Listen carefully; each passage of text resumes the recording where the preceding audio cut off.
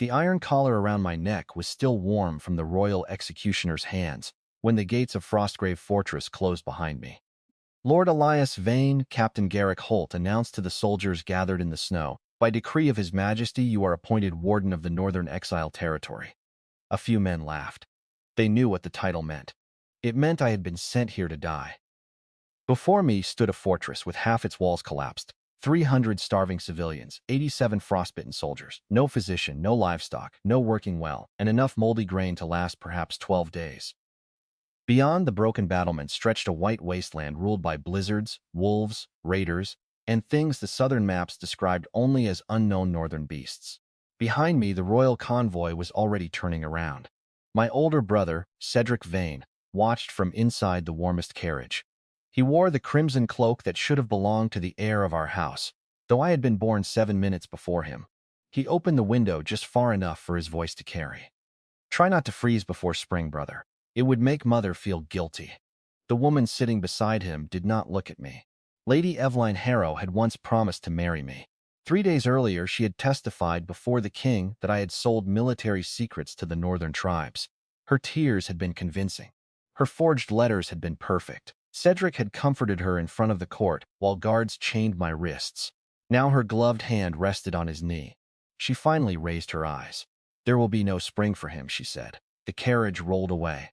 The soldiers around me stared at the snow. No one wanted to be seen smiling too openly at a condemned nobleman, but no one expected consequences from a corpse.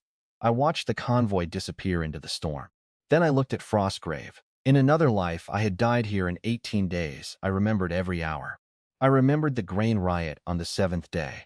I remembered Captain Holt abandoning the eastern gate on the 10th. I remembered fever spreading through the lower barracks. I remembered Cedric's hired raiders entering through a tunnel marked on no official map. I remembered Eveline standing above me in the ruined command hall while my blood froze between the stones. Cedric had crouched beside me and pulled the Vane signet ring from my finger. "You were always cleverer than me," he had whispered. "That was why you had to die somewhere no one would bother looking." Then he had left me beneath the falling snow. My last thought had not been rage. It had been arithmetic. The fortress had enough stone. The valley had enough timber. The frozen river had enough moving water beneath the ice. The mountains had coal, iron, limestone, saltpeter, sulfur, and clay. The people had hands. What we had lacked was knowledge. Then darkness had taken me.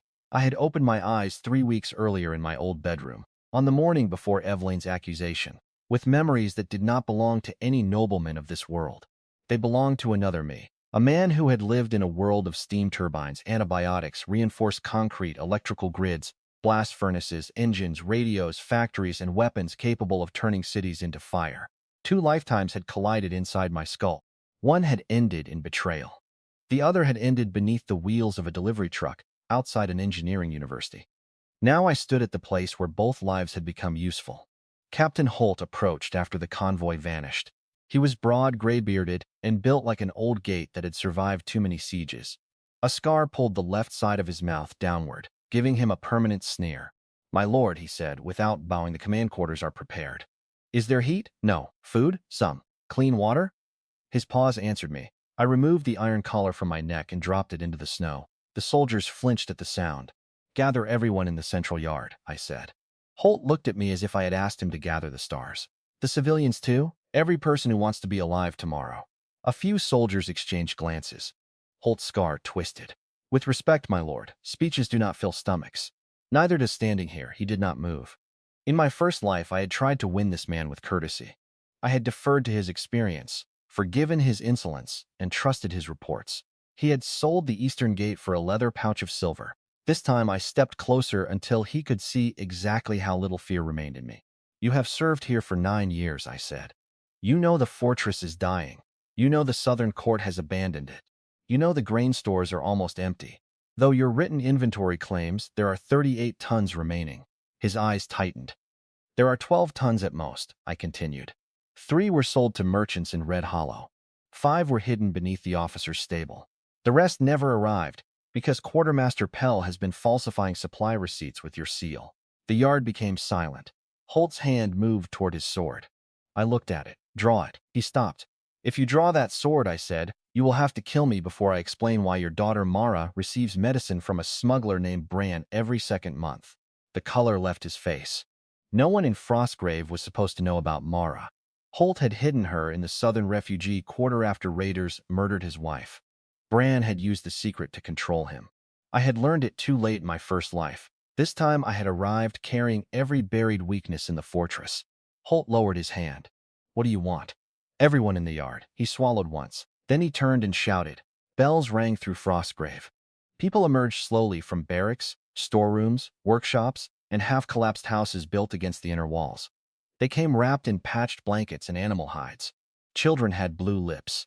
Men leaned on spears because hunger had hollowed their legs. Women carried infants beneath their coats to share body heat. I counted them while they gathered. 312 civilians, 87 soldiers, 14 craftsmen, 1 blacksmith, 2 carpenters, a potter with 3 missing fingers, a brewer who had not brewed anything in 6 months, a midwife, no surgeon, no educated clerk except a thin young man named Thomas Reed, who stood near the back holding a cracked slate.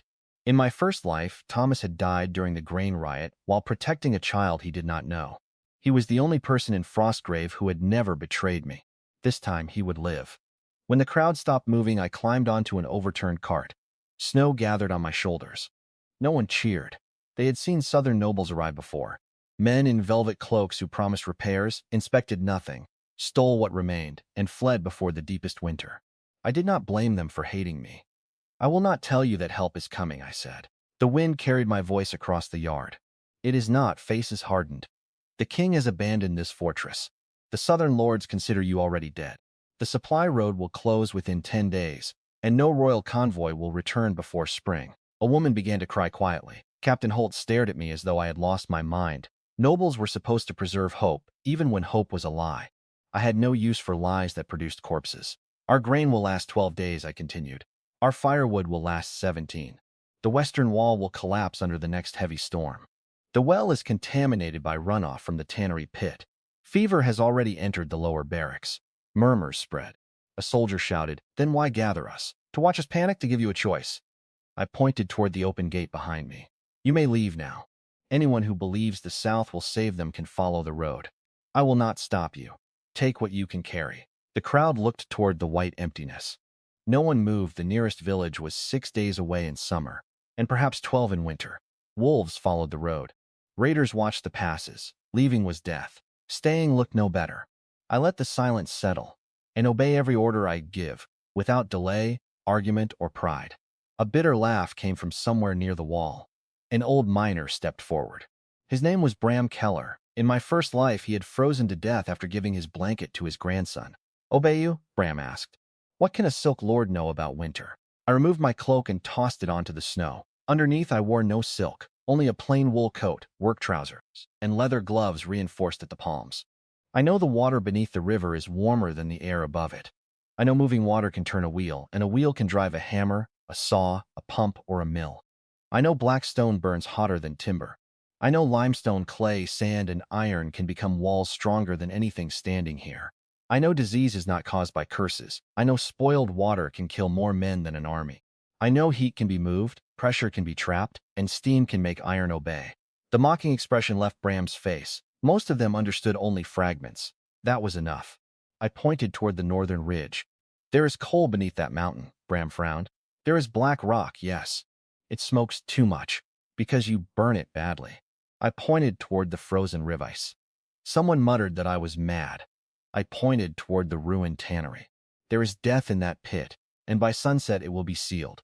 Then I looked at the children. In 30 days, this fortress will have clean water, heated sleeping halls, a working mill, and enough preserved food to survive the winter. Now they openly laughed. Not all of them. Thomas Reed did not.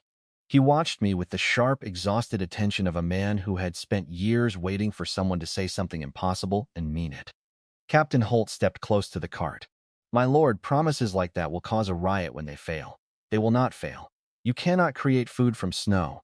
No, but I can stop us from wasting what we have, and I can produce more in winter." In winter, I scanned the crowd. Quartermaster Pell stepped forward. A heavy man in a fox fur coat froze near the officers' barracks. His cheeks were red from good food. In a yard filled with starving people, he alone had fat beneath his chin. Pell attempted a smile. My lord, perhaps we should discuss inventories privately. We are discussing them now. I have records, so do I. I held out my hand.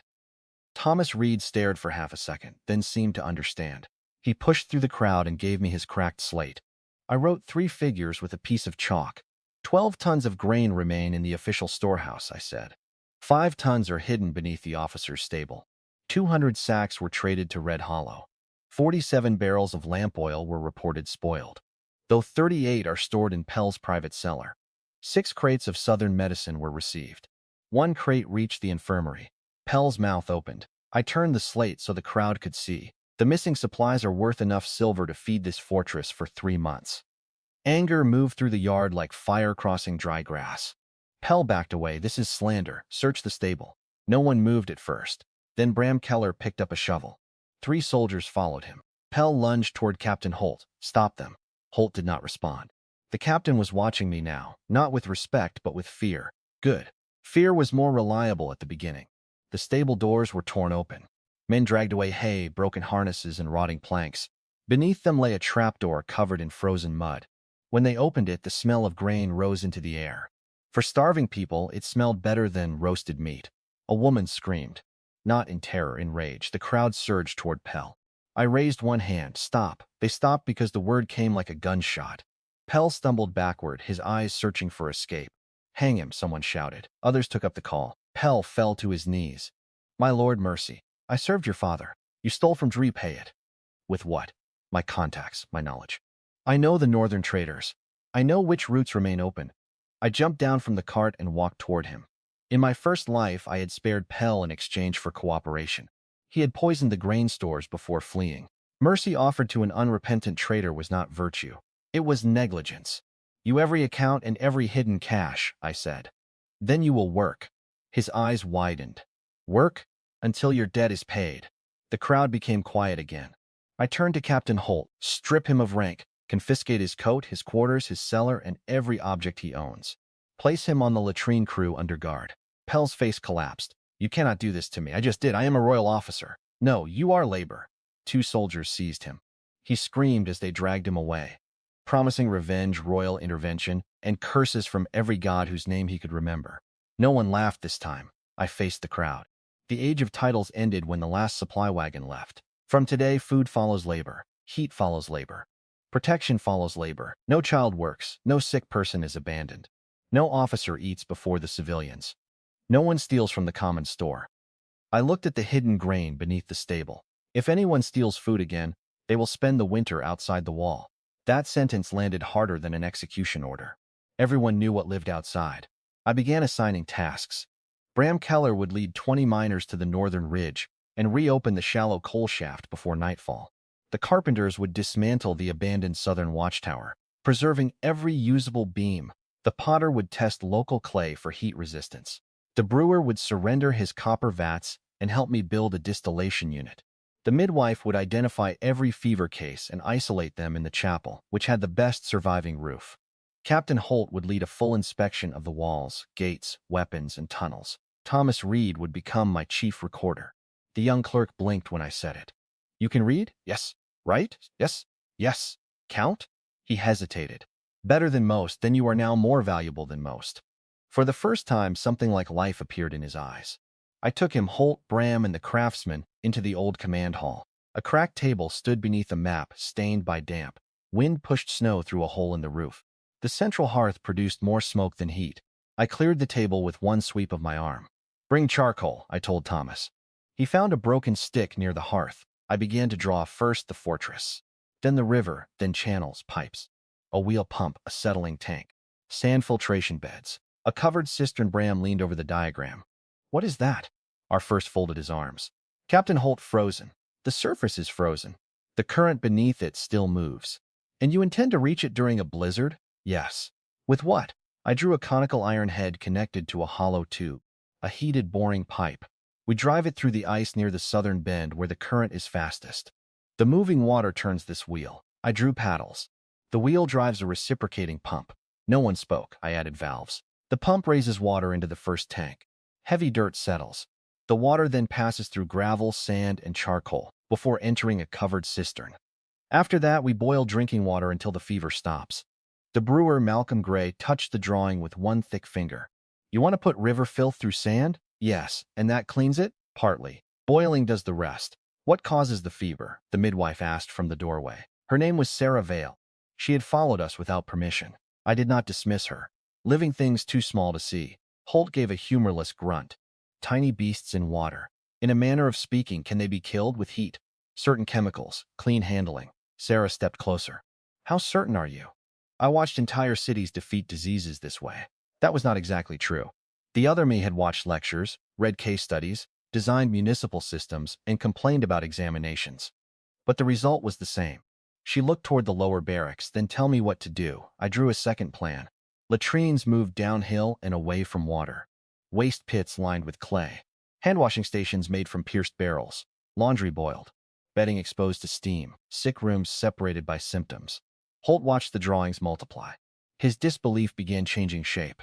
It was becoming calculation. You planned this before you arrived, he said. I planned it before the king sentenced me. How did you know he would send you here? I met his gaze. Because my brother is predictable. That answer satisfied no one, but it warned them away from the question. I drew the third design. A long brick chamber. Air inlets below. A flue above.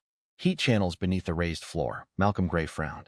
A furnace? A central heating system. For the command hall? For the civilian barracks. Holt stared at me. The officers' quarters are colder. The officers are better fed. His jaw tightened. I held his eyes until he looked away.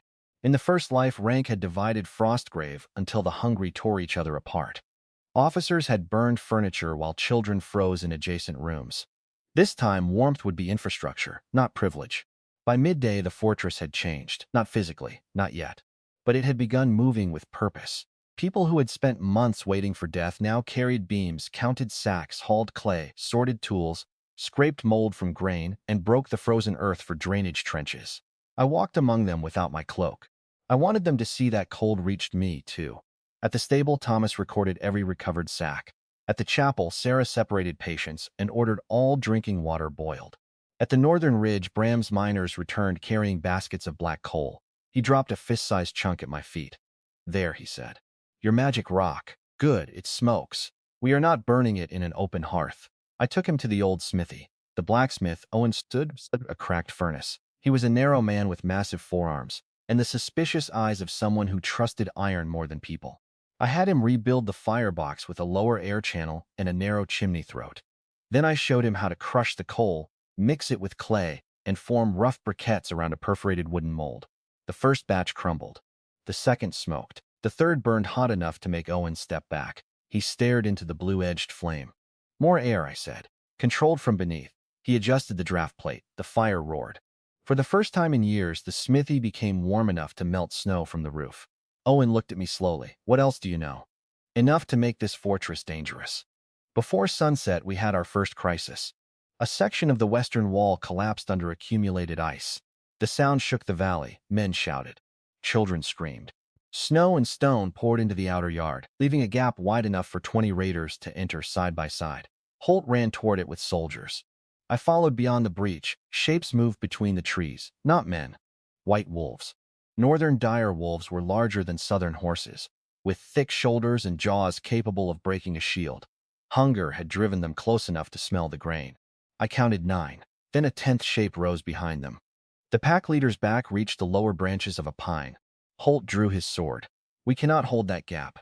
Yes, with 80 starving men, with gravity. I pointed toward the dismantled southern watchtower. The carpenters had stacked its beams on the slope above the breach.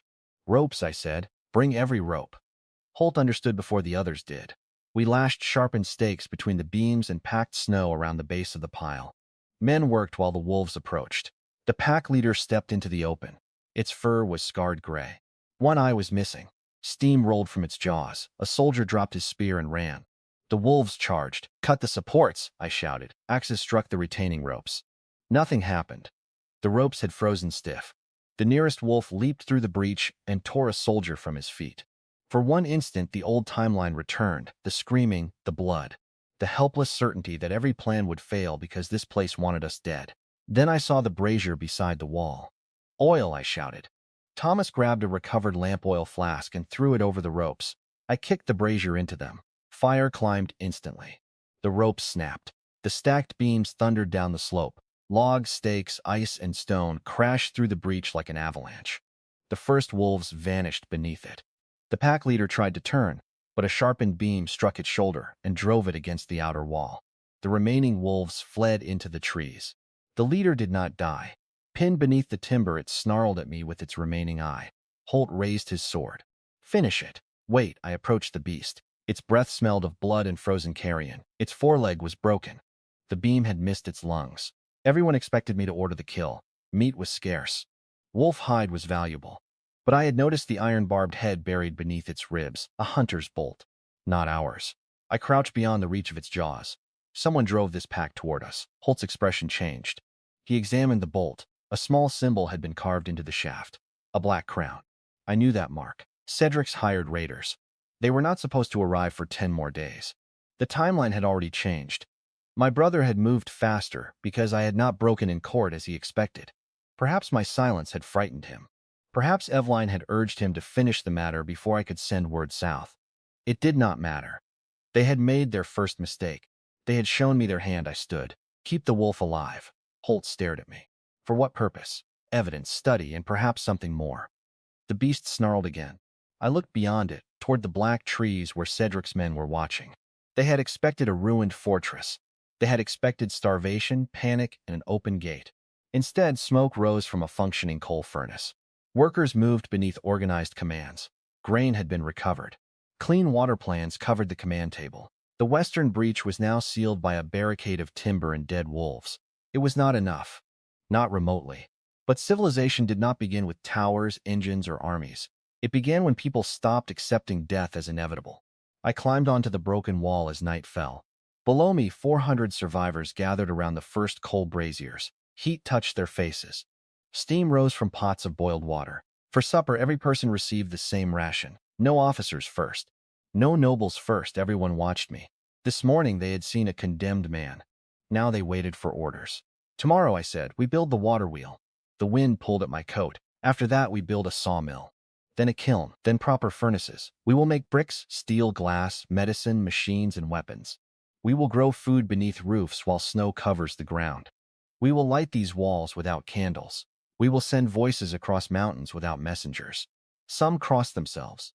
Some whispered that I was insane. Thomas Reed smiled. I looked toward the southern road where my brother believed he had buried me. "He sent me north to erase my name," I said. "Instead, we will write it across this continent in iron." Far beyond the torchlight, a horn sounded once from the forest, then twice. Then 3 times. Captain Holt's face went pale. "That is no raider signal," he whispered. I knew. In my first life, I had heard it only once, moments before the northern tribes descended upon Frostgrave with 10,000 warriors. But they had come in spring. Not now, not this early. A line of blue fire appeared between the distant trees. Then another. Then hundreds. An army was standing in the darkness, watching the fortress I had only begun to rebuild. And at its center, mounted on a white beast larger than any horse, sat a woman wearing a crown of antlers and ice. She raised one hand. The horn stopped. Her voice carried over the snow, as clearly as if she stood beside me. "Bring me the southern lord who claims he can command winter." Every face turned toward me. I stepped down from the wall. "Open the gate." The gate chains groaned as the frozen doors opened. Captain Holt seized my arm. "You do not know what is waiting outside." "I know exactly what is waiting outside. The Iceborn do not negotiate. They negotiated with Cedric." His grip loosened. I had not meant to reveal that yet, but time had become more valuable than secrecy. Holt searched my face. "How could you know that?" "Because the bolt in the wolf carried a black crown, and the Iceborn army arrived hours after the pack was driven toward us. Cedric expected the wolves to weaken the fortress. The army was meant to finish what remained." "That makes no sense." "The tribes hate southern nobles. They hate southern nobles who break agreements." The gates opened wide enough for 3 men to walk abreast. Cold poured through them like water from a burst dam. Every torch bent backward. Snow raced across the inner yard. The children were hurried into the chapel while soldiers formed 2 nervous lines along the road. I walked between them alone. Thomas followed. I stopped and looked back. "What are you doing?" "Recording history. You are holding a kitchen slate. It is still history." I almost told him to remain behind. Then I remembered him dying with both hands around a stranger's child. "Stay 6 steps behind me," I said. "If weapons are drawn, run, then become fast." We passed beneath the gatehouse. The northern army waited beyond the collapsed outer wall. They wore layered hides, scale armor made from pale bone, and cloaks dusted with frost. Their spears were longer than southern cavalry lances. Blue flames burned inside iron cages mounted on poles, yet the fire gave off no smoke and did not melt the snow beneath it. At least 2,000 warriors stood within sight. More shapes moved among the trees. Holt's estimate of 10,000 may have been correct. The woman at their center remained mounted on the white beast. Up close, I saw it was not a horse. It had 6 legs, cloven hooves, and a coat thick enough to stop an arrow. Curved tusks rose from its lower jaw. Its eyes were black and perfectly still. The rider wore no helmet. Her hair was silver, braided with rings of dark iron. The antler crown rested directly against her brow. A thin scar crossed the bridge of her nose. She looked younger than I expected, perhaps 28, but the warriors around her watched every movement she made. In my first life, I had known her name only after it was too late. Queen Astrid Skull. The Winter Crown. She had united 7 northern tribes by defeating each chief in single combat. Southern court historians described her as a savage witch who drank blood from the skulls of prisoners. The court historians had never met her. Cedric had. That was the piece I had not understood until the moment before my death, when I saw northern silver among the coins he paid the raiders. Astrid studied me. You are smaller than the stories. The stories have had only one day to exaggerate me. A few warriors reacted. Not laughter. Surprise, she dismounted. The beast lowered itself without command. Astrid approached until only a spear's length separated us. Your brother said you would be dead when we arrived. My brother is often disappointed. He said Frostgrave would be empty. It was. Her eyes moved to the walls. Men were already reinforcing the breach. Coal smoke rose from the smithy. Workers carried boiled water from the chapel. The activity offended every expectation Cedric had sold her. Astrid returned her attention to me. He promised us this fortress. I suspected as much. In exchange, we were to close the pass after your death and prevent anyone from discovering what happened. Thomas's chalk scratched rapidly behind me. Astrid noticed. Why is that thin man writing? So neither of us can lie later. This time, one of the northern warriors laughed. Astrid did not. He promised grain, she said. Salt. Southern medicine. 30 wagons before the first deep storm. None came. None believe southern nobles hide food while children starve. Usually true. Her gaze sharpened. You admit it easily. I am not here to defend southern nobles. You are one. Only by paperwork. A broad warrior stepped forward from her right side. His beard was bound with bronze wire, and a bare skull covered one shoulder. You speak too lightly before the Winter Crown. Astrid lifted one finger. He stopped. She watched me for another long moment. Then she said, Show me your grain. Captain Holt, standing near the gate, immediately objected. My lord, do not let them inside. Astrid's warriors lowered their spears. Our soldiers raised theirs. The distance between inspection and massacre became a breath. I turned toward Holt. Captain opened the inner storehouse. His face hardened. That grain belongs to Frostgrave. Yes. Then why show it to them? Because hiding weakness does not make it strength. Astrid looked toward him. Your captain is afraid. He has reasons. Are you? Yes. That answer unsettled her more than a boast would have. I stepped closer. Only fools feel nothing when 10,000 armed people stand outside their home. The useful question is whether fear controls the decision. And does it? No. I turned toward the gate. Come inside with 10 guards. The rest remain here. No drawn weapons. The bearded warrior protested in the northern tongue. Astrid answered with one word. He fell silent. She selected 10 warriors, including him, and followed me into Frostgrave. The civilians watched from doors and narrow windows. Some had lost relatives to Iceborne raids. Some of Astrid's people had lost families to southern border patrols. Hatred had history. History did not feed anyone. We entered the storehouse. Thomas read the tally from his slate. 17 tons and 300 pounds, including the recovered reserve. Astrid ran her hand through an open sack. Barley, dry enough to keep. She tasted one grain between her teeth. You cannot survive winter on this. No. Then Cedric cheated us both. He planned to let us kill each other. The survivor would be weak enough for him to remove in spring. The bearded warrior struck the butt of his spear against the floor. Southern snake, which one? I asked. There are many. Astrid ignored him. What do you want? Information first. How many people are starving beyond the ridge? The room changed. Her face did not, but the warriors behind her became still. Why? Because I cannot calculate what I do not know. Calculate what? Whether I can feed them.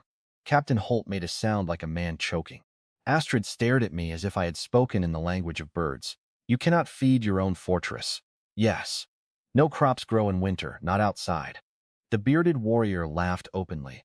Your lord is mad. I looked at the frost melting from his boots. Do your people have caves with warm springs? His laughter stopped. Astrid's eyes narrowed. There are 3. Do the caves remain above freezing? Yes. Then crops can grow there. In darkness? With reflected light at first. Lamps later. Certain plants require less light. Mushrooms require almost none. We can also grow root vegetables in insulated beds if we control temperature. Astrid glanced at the storehouse roof. You speak as though warmth can be commanded. It can by magic, by fuel, airflow, insulation, and design. The northern warriors did not understand the words. Astrid understood the conviction. How long? For the first mushroom beds? Perhaps 12 days. For meaningful harvests longer. For full winter agriculture, months. My people are hungry now. I can help now too. With 17 tons of barley, with what your people already possess. She said nothing.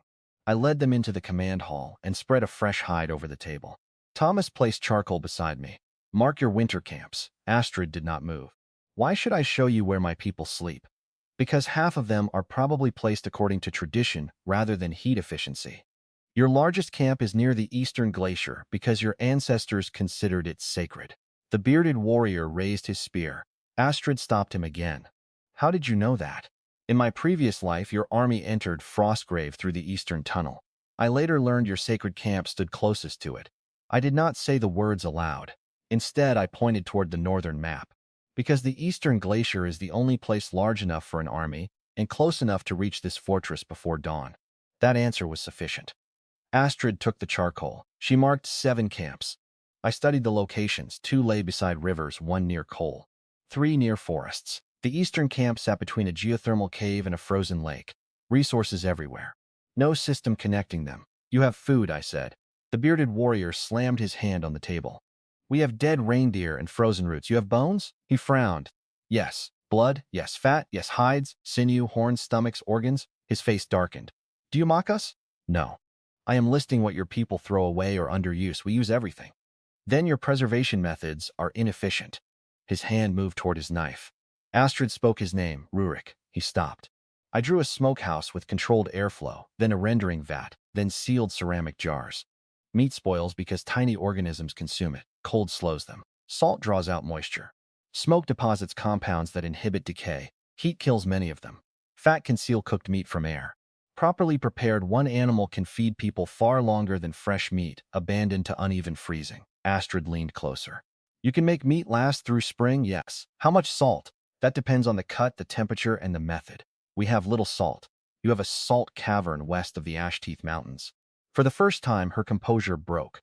Only slightly, but I saw it. How do you know of that place? Because Cedric had sold the location to merchants after your death. I kept that answer inside.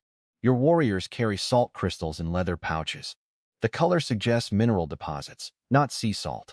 The Western Mountains are the only geological formation nearby likely to contain a deep bed. Thomas stopped writing and looked at me. Astrid touched the small pouch at her belt. You see much, I remember more. I drew insulated storage pits, raised sleeping platforms, ventilated stoves, a simple hand mill, a sled with broader runners.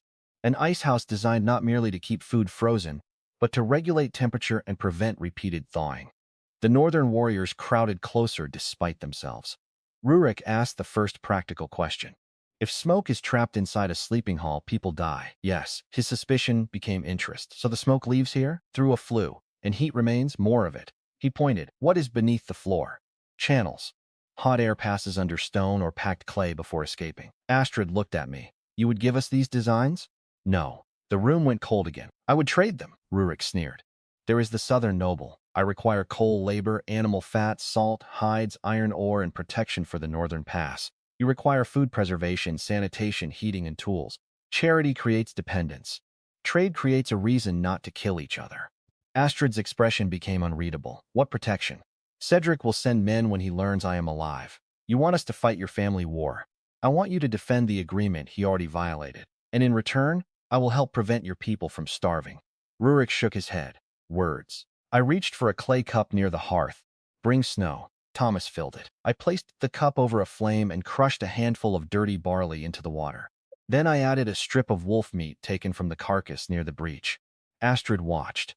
You plan to cook for us? I plan to show you why you're sick or dying. I asked Sarah to bring one of the wooden drinking bowls used by the soldiers. When she arrived, I scraped its inner surface with a knife. A greasy film came away beneath the blade. I held it up. This bowl carries remains of old food, saliva, mold, and waste too small for your eyes. You refill it. The next person drinks. Disease spreads. Rurik looked offended on behalf of the bowl. We have used children for generations. His hand closed into a fist. Astrid's voice was quiet. How do you stop it? Boiling. Scrubbing with ash soap. Drying in sunlight when possible. Separating bowls for the sick. Washing hands after handling waste and before touching food. She stared at the cup over the fire. So simple? Simple does not mean obvious. Sarah set another object on the table. A small glass bottle containing cloudy water from the lower barracks. There are 16 fever cases, she said. Astrid looked at her. Your healer? Midwife. We have a bone singer. Bring her, I said. Rurik bristled. You command too freely. I command where death is wasting time. Astrid looked toward the darkening window. Then she gave the order. A rider left immediately. That was the first moment Frostgrave ceased being a prison. It became a meeting point. By nightfall, northern sleds crossed the gate carrying coal, salt hides, dried moss, animal fat, and 3 wounded warriors. In exchange, we provided boiled grain soup, shelter for their healers, and copies of my first furnace design. The copies were not free. Thomas recorded every measure. Astrid watched him create 2 matching ledgers, one for Frostgrave and one for the Iceborne. No southern lord has ever written what he owes us, she said. Then they were planning not to pay. And you? I plan to make unpaid debt expensive. She almost smiled, almost. We worked through the night. The fortress lacked time for ceremony. Bram's miners expanded the coal shaft while Owen Pike forged iron straps for the water wheel. The carpenters shaped paddles from watchtower beams. Malcolm Gray cut copper from his brewing vats to form primitive pipe sections. The wheel design was imperfect. Our tools were worse.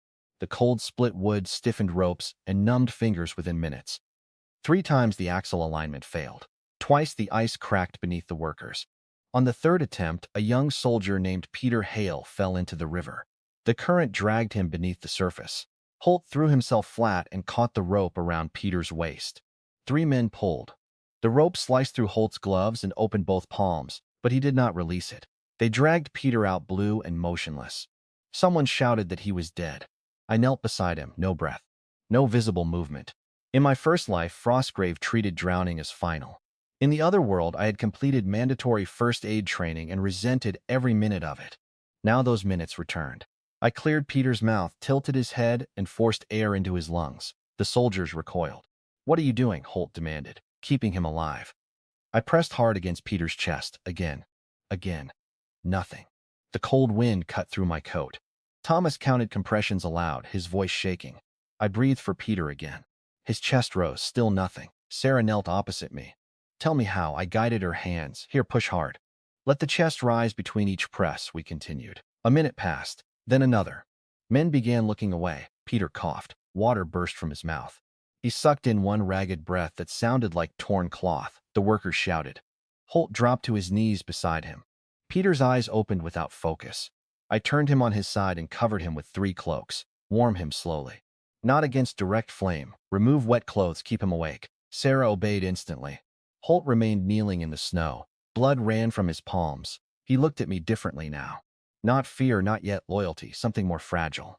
Belief. By dawn, the wheel stood in the river. It did not turn. Ice jammed the paddles.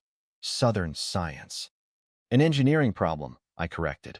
Astrid stood beside him, surrounded by blue fire. Her bone singer, an elderly woman named Ilva, had spent the night in the chapel with Sarah.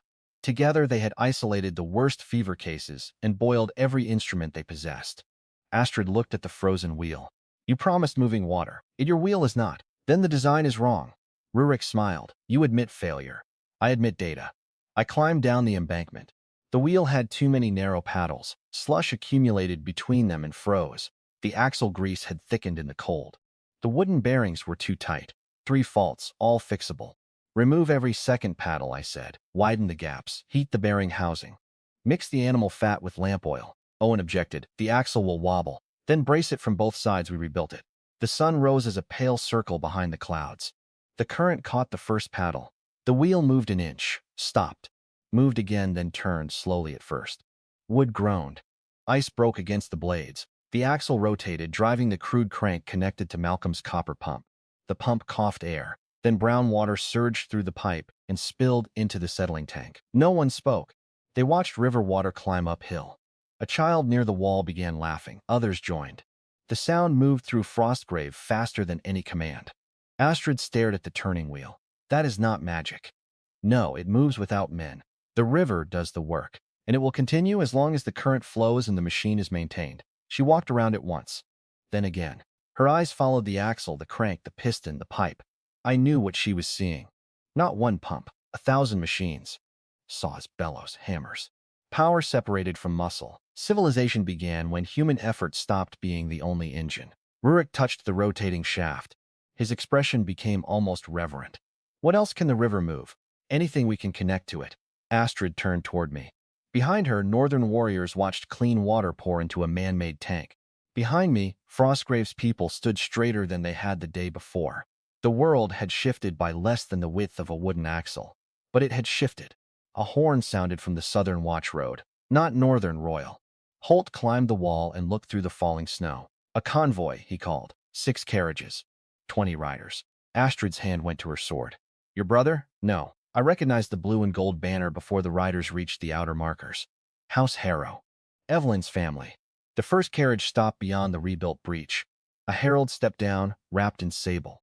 He unrolled a parchment and shouted toward the wall. By authority of Duke Alistair Harrow, all grain, coal, iron, hide, salt, timber, livestock, and taxable labor within Frostgrave territory are property of the Crown's appointed Northern Trade Commission. Captain Holt swore. Thomas looked at me.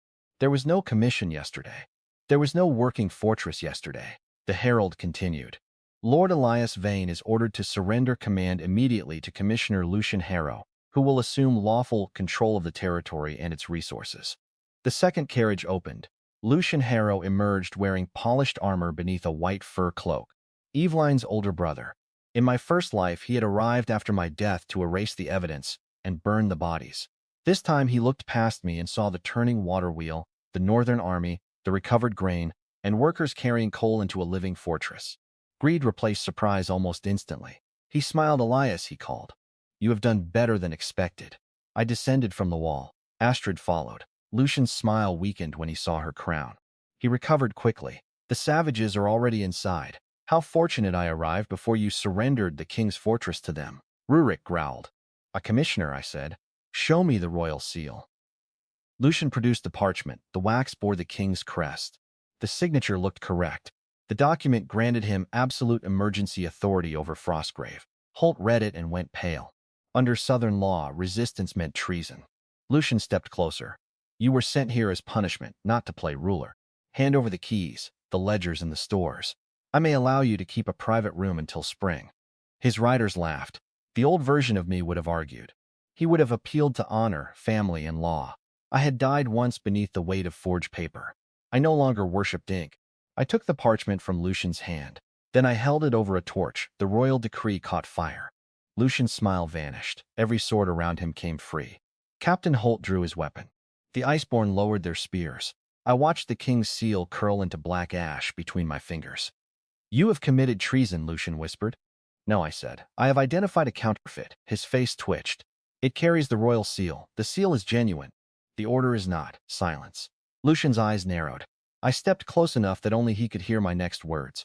The King's Northern Commission uses blue wax in winter and red wax in summer. This seal is red. Eveline knew enough to steal the crest, but not enough to check the seasonal protocol.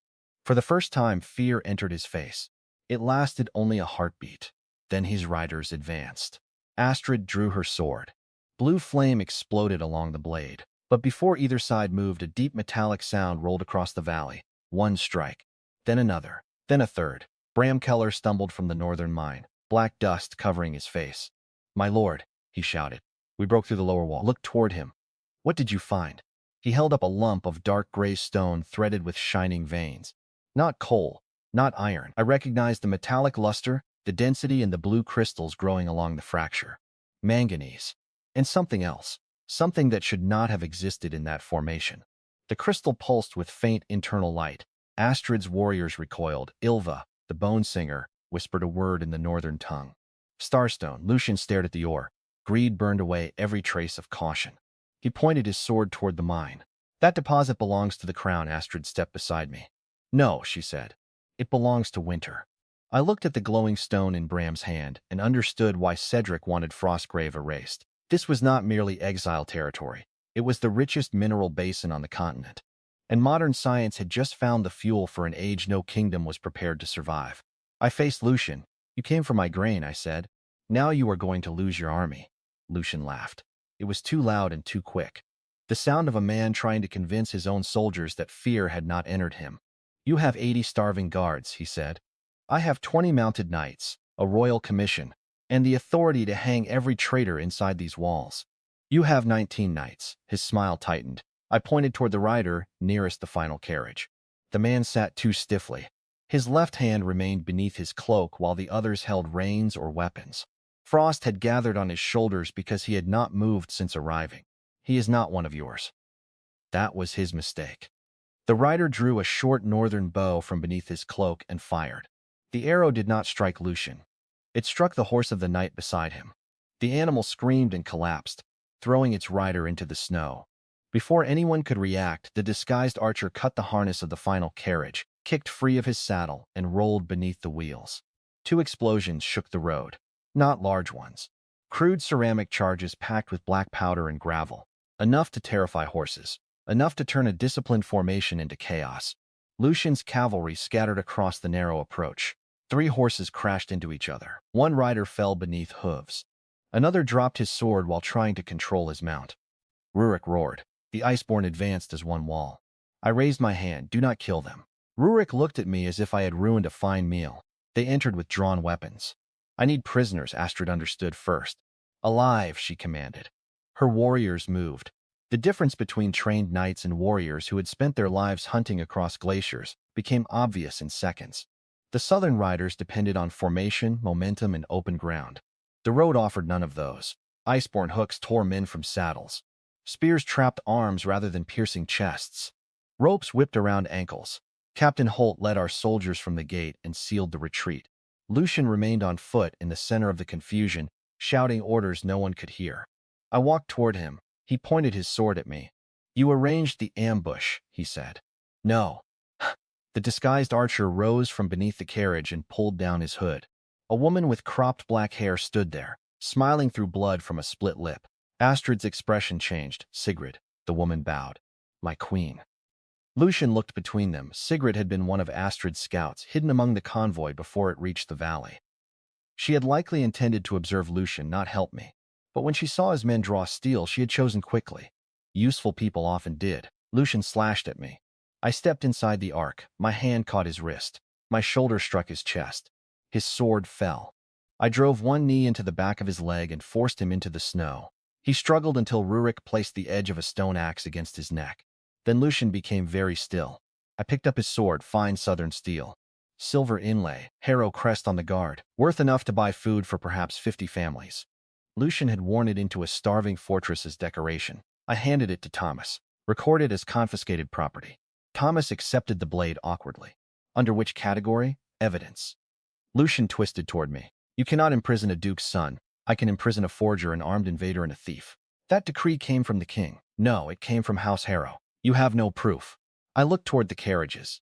Search them. His face changed. That was proof enough. Holt assigned soldiers to the task. They found 3 chests beneath false floorboards. One contained silver, one contained shackles. The third contained blank royal parchments, sealing wax, and a brass mold of the king's crest. Thomas held up the mold in both hands. The crowd watching from the walls began to murmur. Lucian said nothing. Holt opened a leather dispatch case recovered from the first carriage. Inside were letters. Some encoded, some written openly because arrogance made men careless. I took the top page. It carried Eveline's handwriting. Lucian, Elias may attempt to win the garrison by promising reforms. Do not permit him time. Remove the stores, destroy the mine records, and leave no witnesses who can connect Cedric to the Northern Agreement. The old tunnel beneath the eastern wall remains usable. Bran will guide you. I read it aloud, every word. Captain Holt's eyes closed when he heard Bran's name. Lucian looked toward him. That glance told me more than the letter.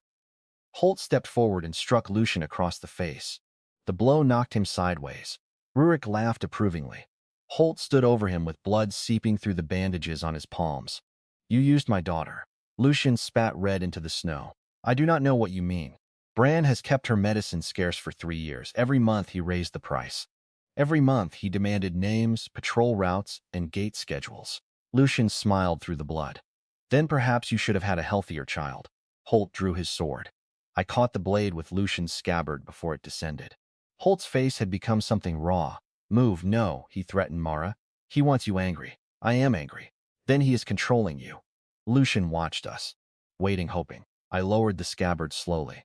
Holt, if you kill him now, he dies as a noble victim murdered by frightened rebels. If he lives, he tells us every route, every accomplice, every hidden account, and every order Cedric gave him. He will tell us nothing.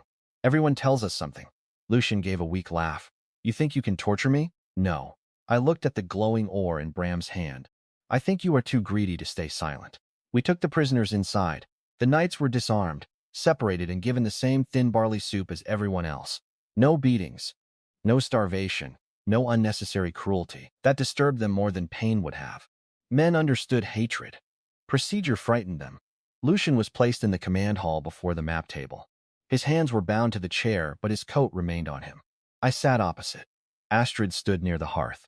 Holt remained by the door. Thomas prepared the ledger. On the table lay the forged decree, Evelyn's letter, the royal seal mold, the black crown bolt, and the piece of starstone. Lucian looked at the ore repeatedly. I noticed.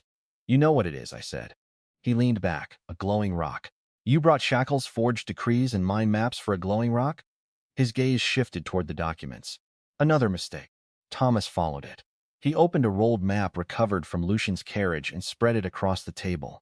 It showed Frostgrave's northern ridge in detail. Not merely the visible coal seam, tunnels, depth estimates. Old excavation symbols, marks from an earlier civilization. At the deepest point, someone had drawn a 7-pointed star. Astrid stepped closer. This map is older than your kingdom. Lucian's mouth stayed shut. She traced the markings.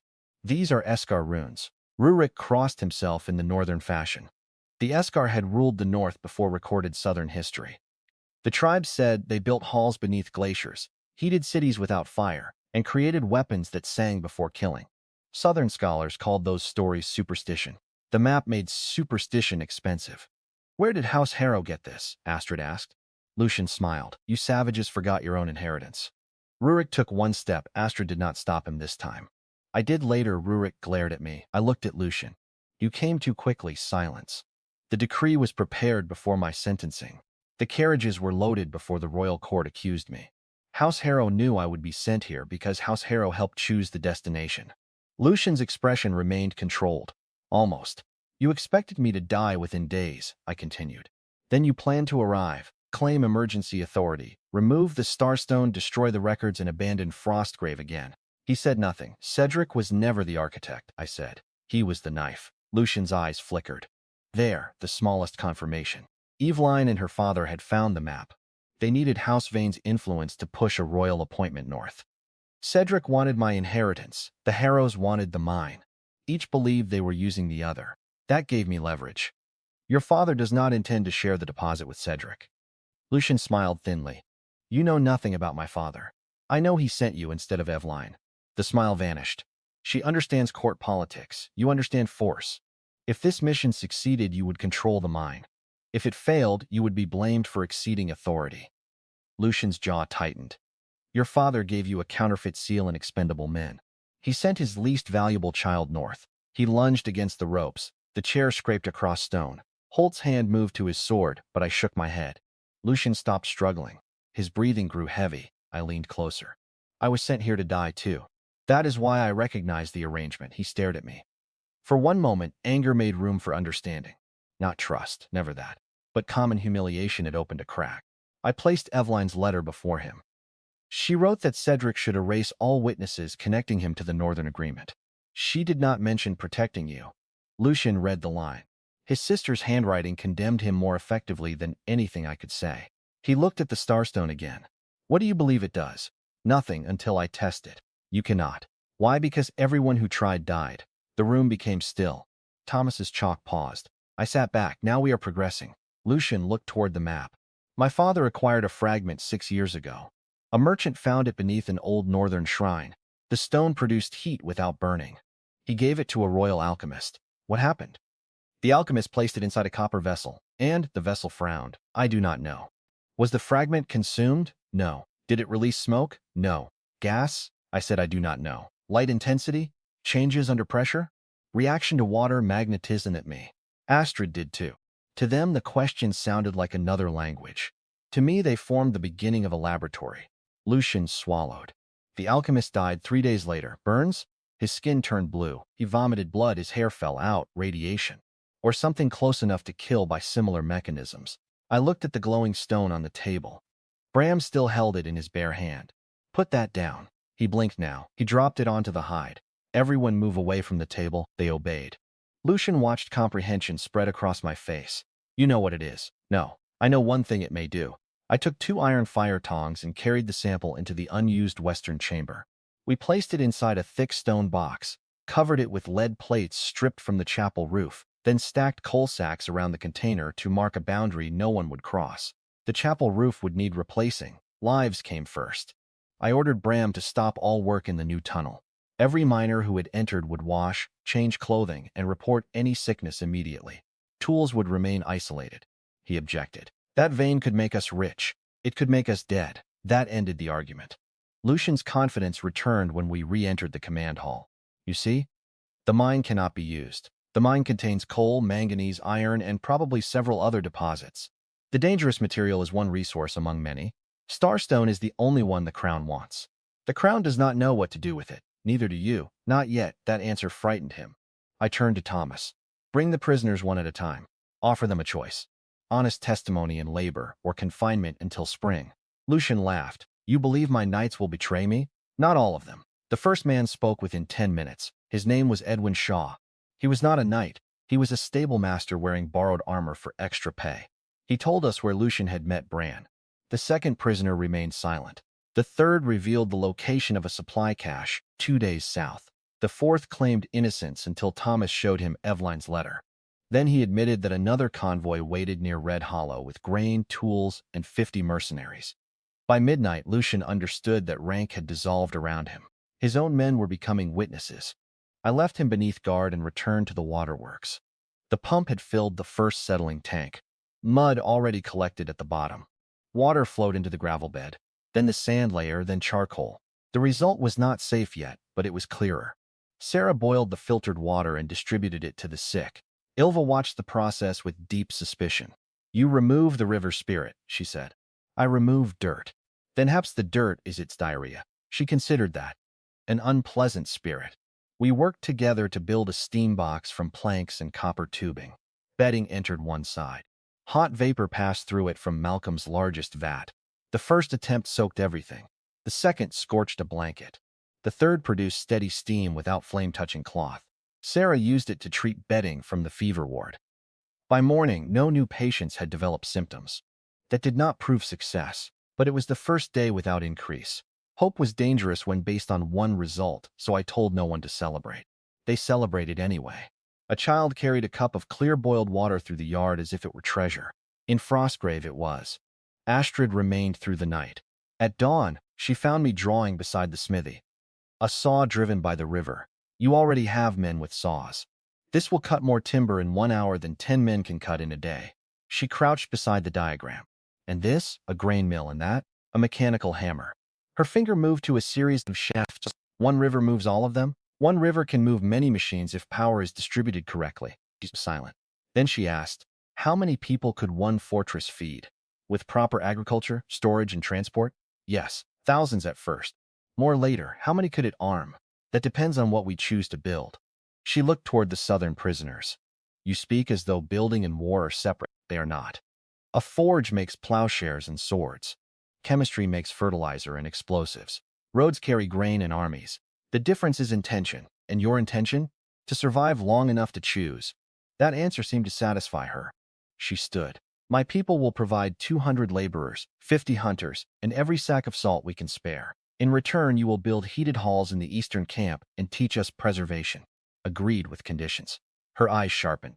You make conditions while surrounded by my army? Yes. Rurik, standing nearby, laughed. Astrid gestured for me to continue. No slaves.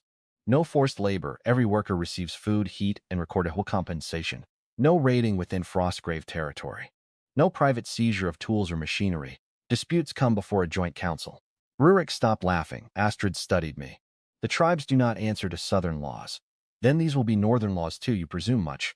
I plan far. The wind lifted strands of silver hair around her crown. What compensation? Shares of production. A worker helps build a mill. The workers' community receives a portion of its output. Hunters provide meat. They receive preserved grain and tools. Miners provide ore. They receive steel goods and fuel. You would divide ownership. I would align incentives. She frowned at the phrase. When people benefit from keeping a machine alive, they protect it.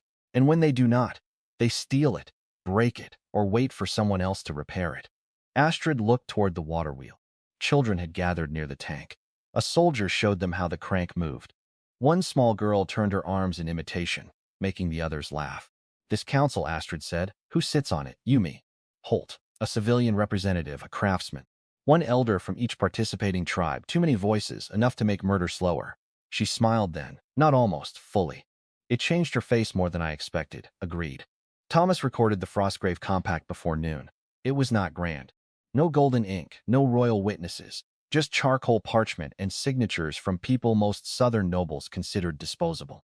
Astrid pressed her thumb into blue dye and marked the page. I signed beneath her. Captain Holt added his name. Bram represented the workers. Sarah represented the civilians after 3 women loudly refused to let an officer speak for them. Rurik represented the northern warbands, though he complained about every line. The document established shared defense, regulated trade, labor rights, food distribution, sanitation rules, and joint control over dangerous materials beneath the ridge. A kingdom would one day call it rebellion. That morning it was simply the first law in the north, written to keep ordinary people alive. Lucian heard about the compact from his guard. He demanded to see me. I found him standing now, the ropes removed but 2 soldiers at the door. You have no authority to sign treaties. Correct, he stared. You admit it? I am not signing as a royal governor. Then as what? Warden of Frostgrave by consent of the people currently keeping it alive. Most titles mean nothing until enough armed people agree otherwise. His face tightened. You think a water wheel and a barbarian queen make you a ruler? No. I stepped to the window. Workers were extending the filtration beds. Iceborne hunters unloaded carcasses beside the new smokehouse. Owen Pike's forge burned with coal. Thomas supervised inventory in a coat taken from Pell's private rooms. A functioning system makes me difficult to remove. Lucian joined me at the window. For a while he said nothing. Then he spoke quietly. The convoy near Red Hollow carries more than grain. What else? Siege powder. How much? 40 powder. Crude but useful. Why my father expected the eastern tunnel to be blocked. He intended to open the wall. Where's the convoy? Old Saints Bridge. When does it move?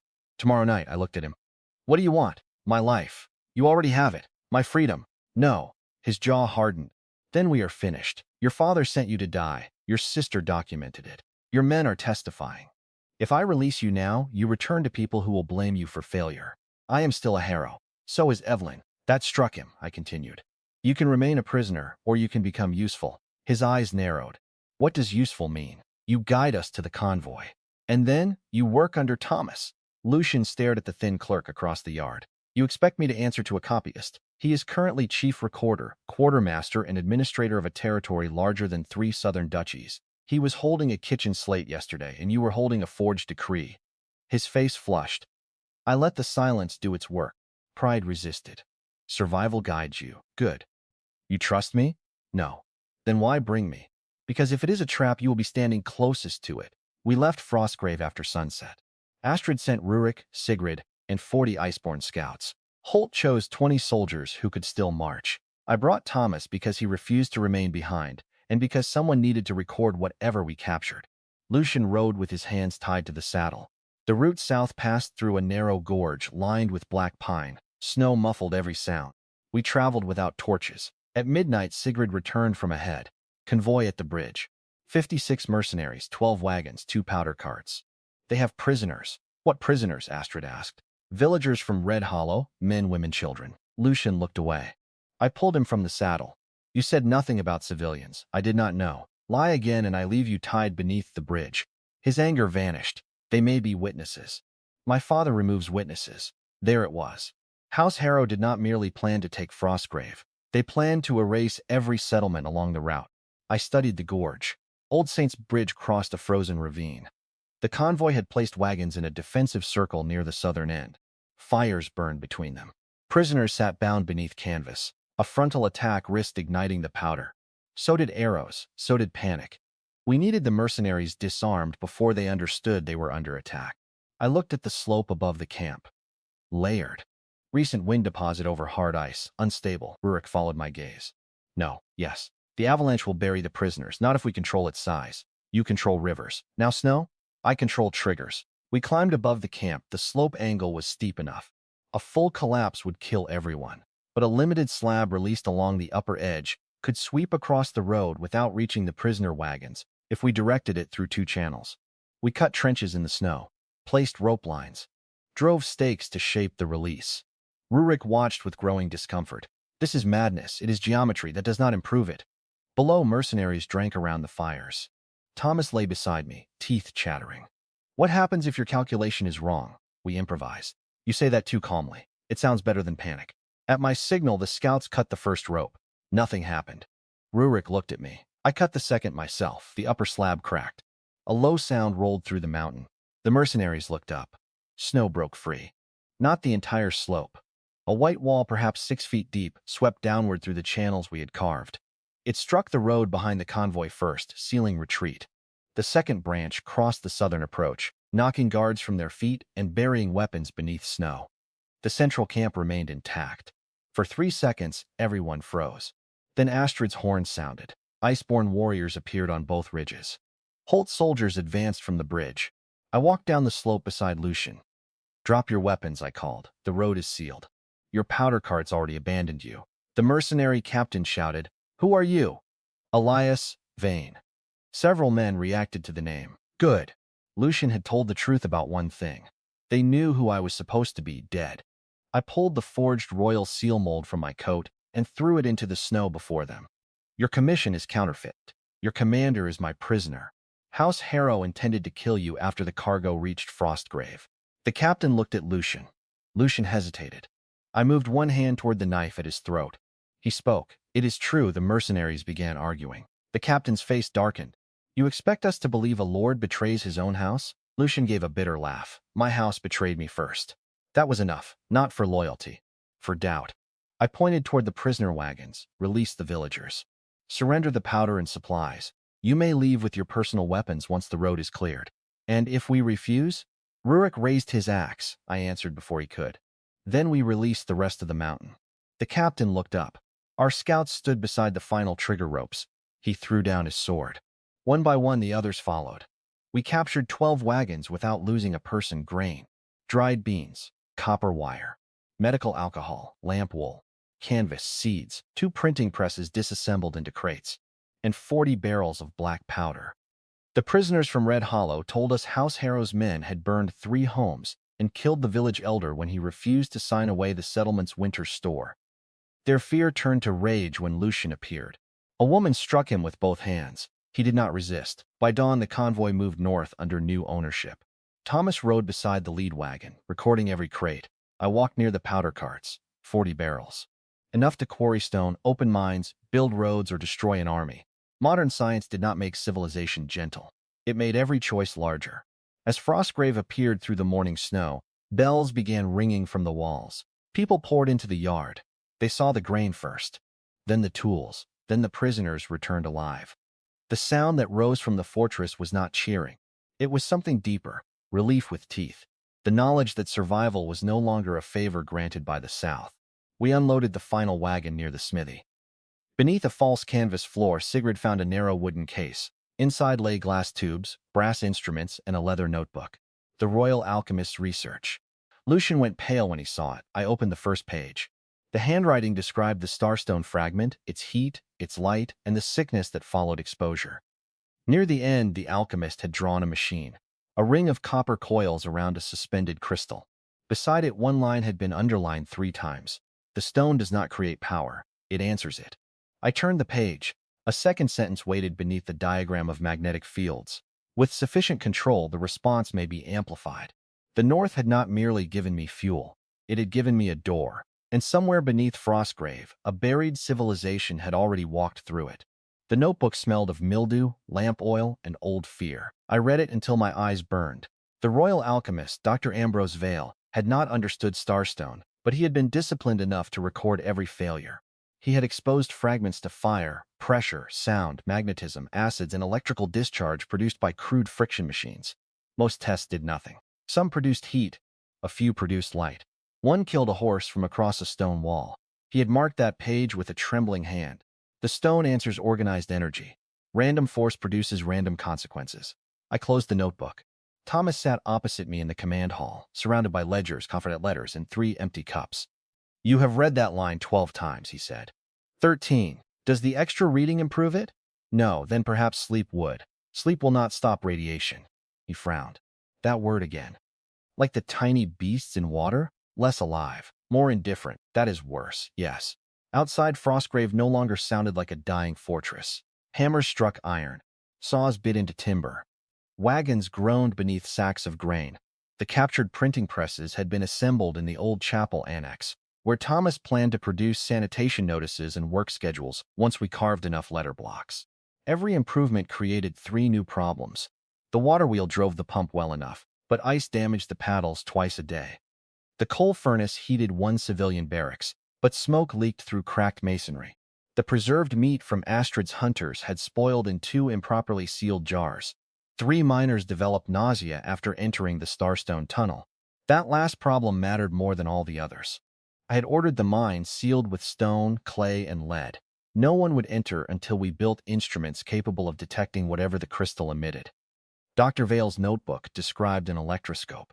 2 thin metal leaves suspended inside glass would spread apart when charged. Certain invisible emissions could discharge them more quickly. Crude. Limited. Better than blindness. I drew the device from memory. Thomas studied it. "Gold leaves? Gold works best because it can be hammered thin. We have no gold." Lucian's belt buckle. Thomas glanced toward the doorway. "You intend to use a Duke's son as laboratory equipment. I intend to use his accessories." That sounds less alarming when phrased carefully. Lucian had not earned freedom, but he had earned movement within the inner fortress under guard. He spent his days translating House Harrow's codes and his nights pretending he was not afraid of his family. He arrived when summoned, wearing a plain wool coat borrowed from the stores. The gold buckle was gone before he sat down. He watched Owen Pike hammer it into foil. "My father paid a jeweler 30 crowns for that. Then he overpaid," I said. Lucian leaned against the table. "What are you building?" "A warning. For the mine, for everything." Astrid entered behind him.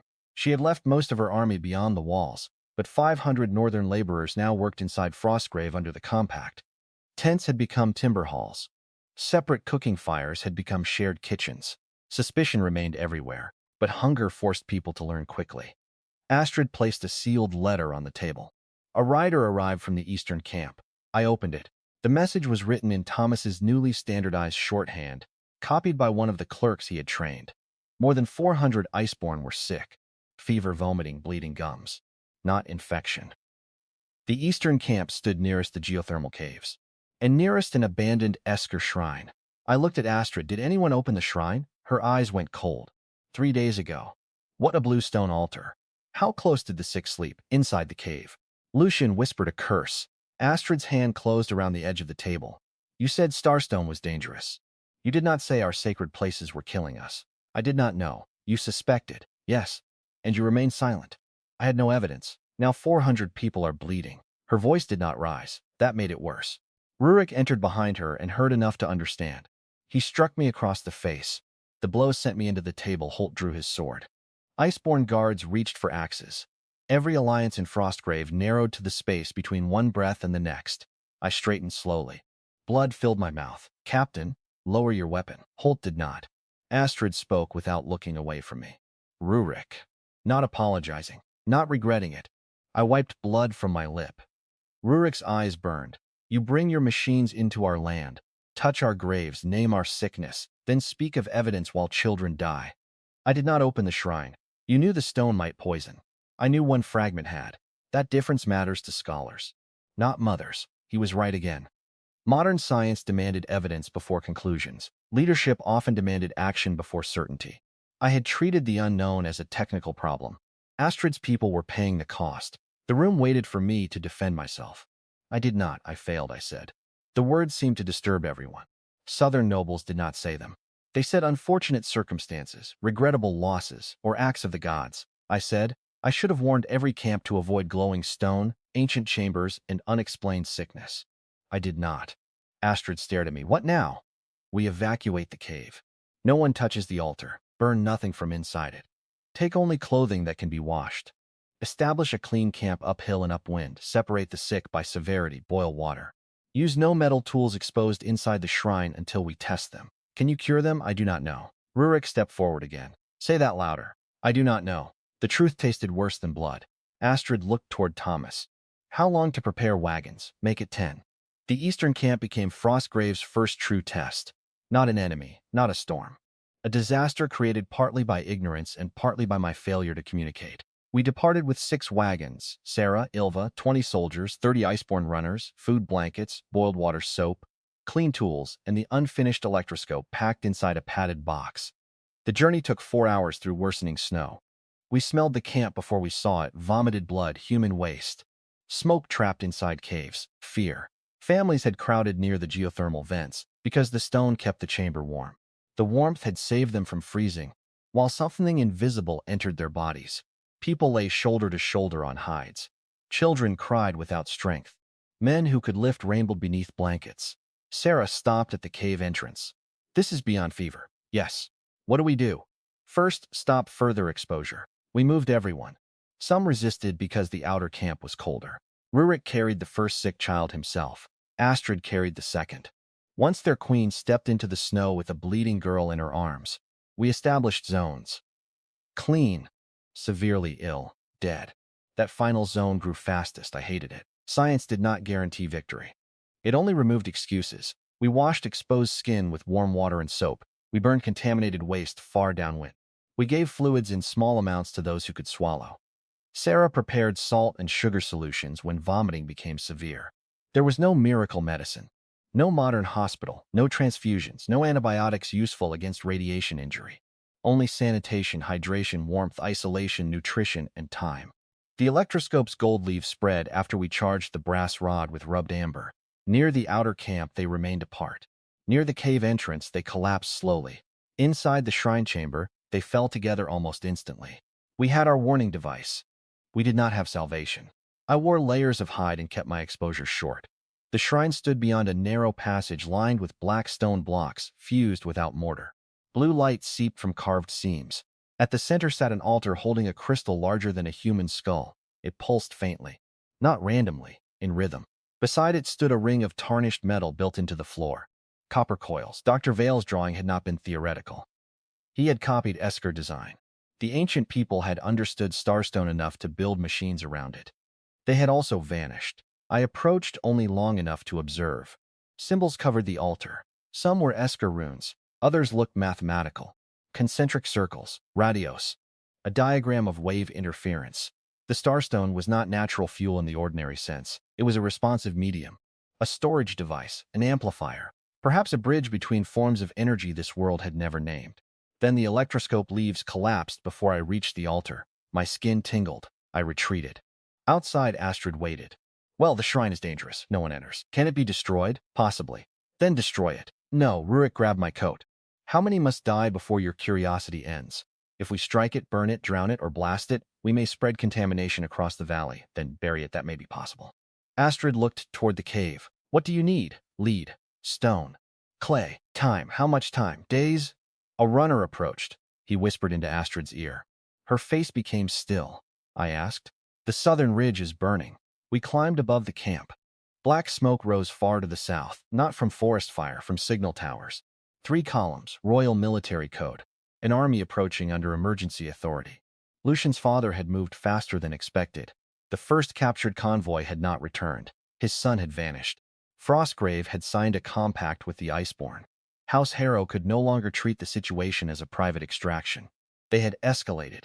Lucian examined the smoke through narrowed eyes. How many? Astrid asked him. 3 columns means a royal suppression force. Ed Holt looked toward the sick camp. We cannot move these people before the army reaches Frostgrave. They are not marching for Frostgrave, Lucian said. I turned. He looked toward the ancient shrine. My father knows where we are. Howe signals from the ridge. Brand's people are everywhere. Holt's face darkened. Lucian continued. He will claim the Iceborne release plague. The army will burn the camp, seal the cave, and take the starstone. Astrid drew her sword. Rurik bared his teeth. I looked at the scattered tents, the sick, the wagons, and the narrow pass. 4,000 soldiers against fewer than 100 people able to fight here. Frostgrave's main force stood hours away. The army would arrive before nightfall. For the first time since my return, I had no prepared trap, no hidden reserve, no stronger wall, no technological advantage mature enough to matter. Only an unfinished quarantine camp beneath a mountain of dangerous crystal. That was the setback I had known would come. Not because fate demanded balance, because progress attracts predators before it creates strength. I studied the valley. Snow, rocks, steam vents, forest. The shrine, a frozen lake above the eastern slope, water pressure. Gravity, heat, starstone. Pieces. Always pieces, I said. How does the suppression force travel? Infantry in front. Cavalry on the flanks. Powder carts behind commanders near the center. Do they know the Iceborne trails? No. Do they know the lake? His eyes lifted. They will avoid it. The ice is unstable near the vents. They will avoid the visible ice. I pointed toward a narrow shelf beneath the ridge. They will use that road. Holt understood. You want to collapse it? Not yet. Astrid looked at me. What are you building? A choice. We worked for 3 hours. The sick who could move were evacuated toward Frostgrave under Ilva and Sarah. The most severe remained in heated tents near the upper trail. Rurik's warriors cut channels from the geothermal stream. Holt's soldiers drilled holes along the rock shelf using captured powder in small charges.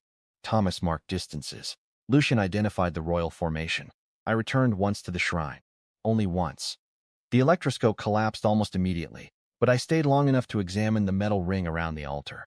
It had control rods. Mechanical. Simple enough to move from outside the chamber if we attached ropes through ceramic guides. I did not understand the machine. That made using it reckless.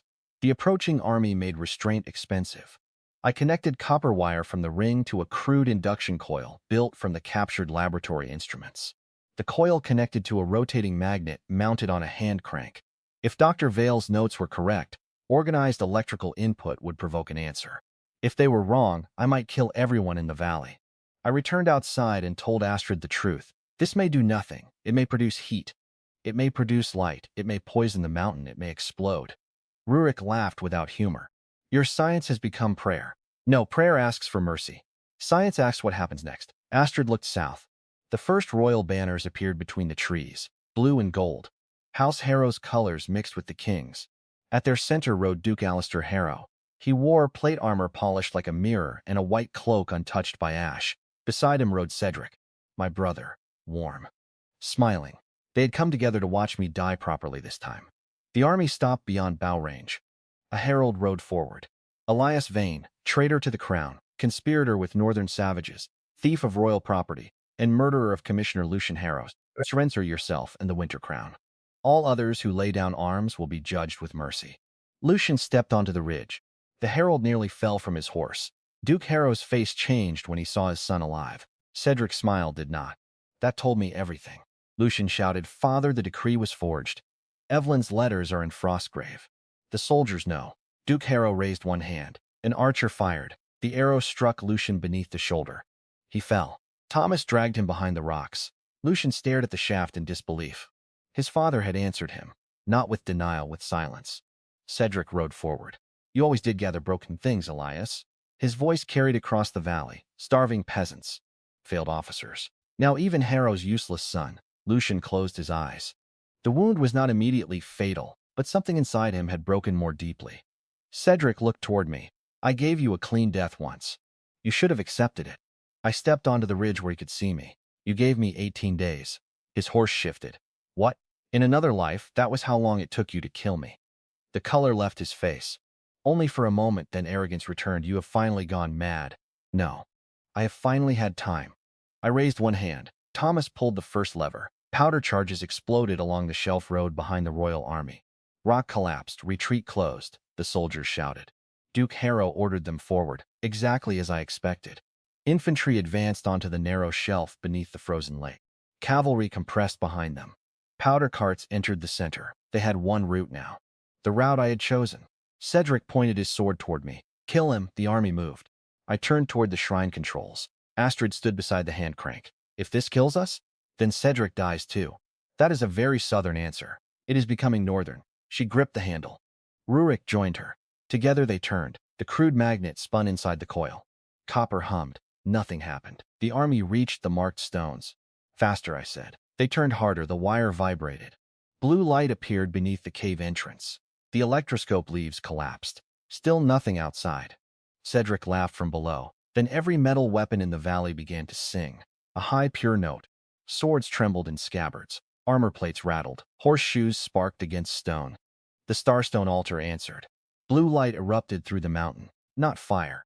A wave. It passed through rock without breaking it. Every torch went dark.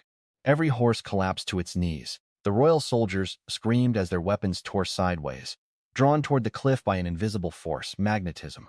Amplified beyond reason, swords flew from hands, helmets twisted. Cavalrymen were dragged from saddles by their own armor. The powder carts rolled backward as iron fittings strained toward the mountain. I pulled the release rope. Rurik's channels opened. Geothermal water surged beneath the weakened lake ice. Cracks raced across the surface. The lake broke, not into an avalanche of snow, into a controlled flood of freezing water, steam, and shattered ice. It swept across the shelf road below the sick camp. Men were knocked from their feet, powder barrels soaked, cavalry scattered. The flood stopped at the second rock berm we had built, leaving the army trapped waist-deep in slush with no formation, no dry powder, and almost no usable weapons. The starstone pulse ended. Silence shook, not from cold. We had used a machine we did not understand and survived because the outcome happened to favor us. That was not mastery. It was a warning. But the royal army did not know the difference. To them, the mountain had obeyed me. Astrid raised her sword. 10,000 northern horns answered from beyond the ridge. Her main army had arrived from Frostgrave. Blue fire appeared across the heights. Duke Harrow looked up and saw every exit closed. Cedric's face had gone white. I descended the slope slowly. The trapped soldiers watched me approach. No one attacked. Their swords lay stuck against the cliff wall in a glittering line. I stopped before my brother. He stood in freezing water, his polished armor dragging him downward. "You built a trick," he whispered. "No." I looked back at the turning water wheel visible in the distance. The smoke from Frostgrave's furnaces, the wagon road cut through the snow, and the people carrying the sick toward heated shelter. I built a beginning. Duke Harrow tried to speak with authority. "You cannot defeat the crown. I do not need to defeat the crown today. What do you need? Your army." His eyes narrowed. I turned toward the soaked soldiers. "You were sent here under forged claims. Your commanders placed you on an unstable road, trapped your retreat, and brought you beside a contaminated shrine without warning. Lay down your loyalty to House Harrow, and you will receive food, shelter, treatment, and wages." Duke Harrow shouted, "Any man who defects will hang." A soldier near the front removed his royal badge. He dropped it into the water. Then another did the same. Then 50. Then hundreds. Harrow watched his army dissolve around him. Cedric stared at me as if seeing the dead speak. I leaned close enough for only him to hear. "You were right about one thing." His lips trembled. "What?" "There will be no spring for the man I used to be." Behind us, Thomas climbed onto a boulder with Lucian's blood on his coat and read the captured letters aloud to the soldiers. Every forged order, every murder instruction, every promise to destroy witnesses. By sunset, Duke Harrow and Cedric were prisoners. The royal army had become Frostgrave's largest labor force. And 3 days later, when the first permanent road reached the fortress, I named the date of the tribunal that would destroy House Harrow before every lord in the north. The winter assembly would convene at Frostgrave in 30 days. The printing presses began producing invitations that night. The invitations left Frostgrave beneath armed escort. Each carried the same words. The winter assembly would convene in 30 days to judge the conduct of Duke Alistair Harrow, Cedric Vane, and every official connected to the seizure of northern lands, the falsification of royal authority, and the attempted destruction of civilian settlements. Attendance was not requested. It was compelled by evidence. Thomas printed copies of Evelyn's letter, Lucian's testimony, the counterfeit commission, the recovered ledgers, and sworn statements from the soldiers who had deserted Harrow's command. Every packet went to a different destination. The king received one. The high court received one. The largest merchant houses received 6. The southern temples received 4. The military council received 3. And every noble family that had ever borrowed money from House Harrow received a copy with the relevant account marked in red ink. Thomas understood the strategy immediately. You do not need them to believe us, he said. You need them to fear what else we have. Exactly, we had more. House Harrow had built its influence through debt, forged commissions, stolen grain contracts, manipulated troop movements, and quiet disappearances along the northern road. Lucian's codebooks opened their private correspondence like a split carcass. One account showed payment to Bran. Another recorded silver sent to Cedric. A third listed judges, clerks, officers, and merchants by symbols rather than names. Lucian recognized most of them. Not because his father had trusted him, because his father had used him to deliver bribes. Each revelation stripped away another layer of the man Lucian had believed himself to be. He recovered from the arrow wound in a heated room beside the infirmary. Sarah had removed the shaft, cleaned the wound with boiled instruments, and poured enough alcohol over it to make him curse every southern saint. He survived. His loyalty to House Harrow did not. On the 7th day after the battle, he gave Thomas the key to his father's private cipher. On the 8th, he named the banker who managed Harrow's hidden accounts. On the 9th, he asked for work. Thomas handed him a stack of supply reports. Lucian looked offended. These are grain tallies. Yes, I have exposed a ducal conspiracy, and the eastern camp needs flour. Lucian stared at him. Thomas did not look up. Count the sacks. That was how revolutions became real. Not through speeches, through inventory. While the invitations traveled south, Frostgrave changed faster than any settlement had a right to change in winter. The captured army provided labor, not slaves. Workers. Every soldier who renounced Harrow's command signed a contract, food, shelter, and wages in exchange for road building, quarrying, sanitation, and defense. Men accustomed to digging trenches for war learned to dig drainage channels instead. At first, they mocked the work. Then the first heated barracks opened. Warm air moved beneath the raised clay floor. Smoke escaped through sealed flues. Wet boots dried overnight. No one woke with frost in his beard. Mockery ended. The river system expanded. One water wheel became 3. The first drove pumps. The second drove a sawmill. The third powered a hammer in Owen Pike's forge. The mechanical hammer was ugly. Its frame shook. Its wooden cam cracked twice. But when it worked, one turning shaft lifted a heavy iron head and dropped it again with enough force to flatten heated metal in seconds. Owen watched it strike. Again. Again. He touched the finished bar with his tongs. I can shape 10 times as much iron. Not yet, I said. His expression darkened. The furnace cannot melt enough ore. The hammer is no longer your limit. He looked toward the forge. The idea entered him slowly. Every solved problem exposed the next one. That was progress. We built a larger furnace against the northern wall, using firebrick made from local clay and crushed old pottery. Air from the water-powered bellows entered below the fuel bed. Coal burned hotter. Iron ore reduced more efficiently. The first batch failed. Too much sulfur, the metal cracked. The second batch contained too much slag. The third produced a workable bloom. Owen hammered it beneath the machine until sparks filled the forge like orange rain. He forged 6 identical chisels, then 12, then 30. Standardization looked unimpressive to men raised on jeweled swords. It was more powerful than jewels. When every chisel shared the same width, carpenters could plan joints. When every bolt shared the same thread, damaged parts could be replaced. When measurements stopped depending on a craftsman's thumb, designs could travel farther than their inventors. I ordered Thomas to create northern standards for length, weight, and volume. He chose an iron rod kept inside the command hall as the master measure. Bram called it a waste of good metal. A week later, he demanded copies for every mining team. The smokehouses multiplied. Sarah and Ilva reduced deaths in the eastern camp by controlling waste, water, and exposure. We could not save everyone poisoned by the shrine. 73 died. I knew each number. Astrid insisted their names be carved into stone outside the sealed cave. Mine was placed at the top of the record, not among the dead, among those responsible. I did not object. The shrine was buried beneath layers of stone, lead, clay, and packed earth. The entrance remained marked with blue posts and warning signs printed in both languages. The ancient machine stayed below. I wanted to study it. I also wanted to survive. Curiosity waited. Frostgrave could not afford another uncontrolled pulse. We constructed smaller starstone detectors using gold leaf electroscopes sealed inside glass jars. They were crude and affected by humidity, friction, and handling, but they allowed us to map safer tunnels around the dangerous vein.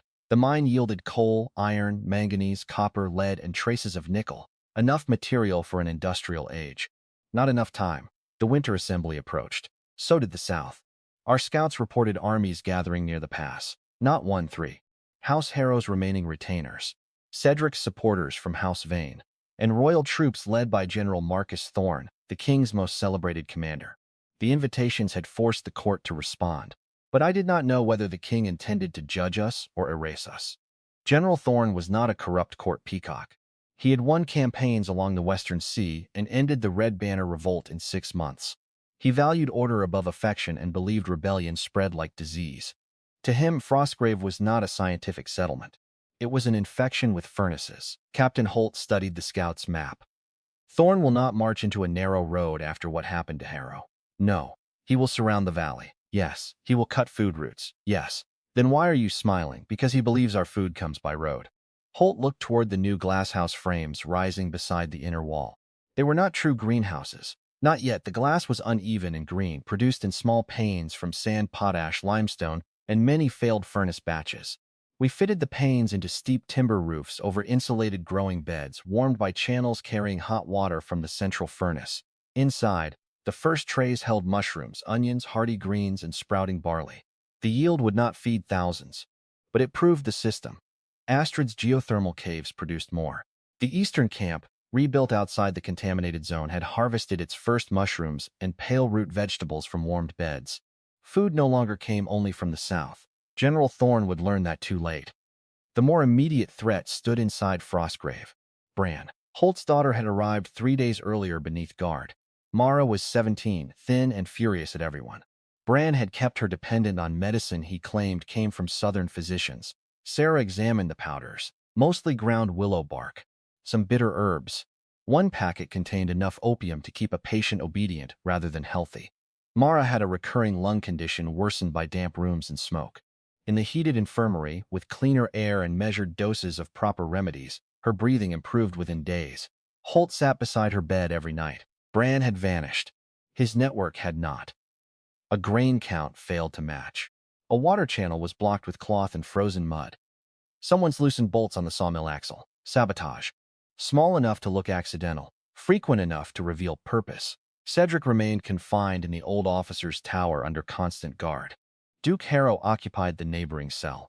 Neither had access to visitors, letters, or servants. Yet sabotage continued. That meant Bran had agents among our workers. I did not begin arrests. Arrests would frighten the innocent and warn the guilty. Instead, I changed the system. Thomas introduced paired inventory. No one handled stores alone. Tools were marked. Work crews rotated. Critical machines required 2 signatures before maintenance. Food sacks were weighed at every transfer. Sabotage became harder, so the enemy escalated. On the 17th night, the civilian furnace exploded. The sound tore me from sleep. I ran into the yard barefoot inside my boots, coat half-fastened. Flames climbed the southern barracks. People screamed from inside.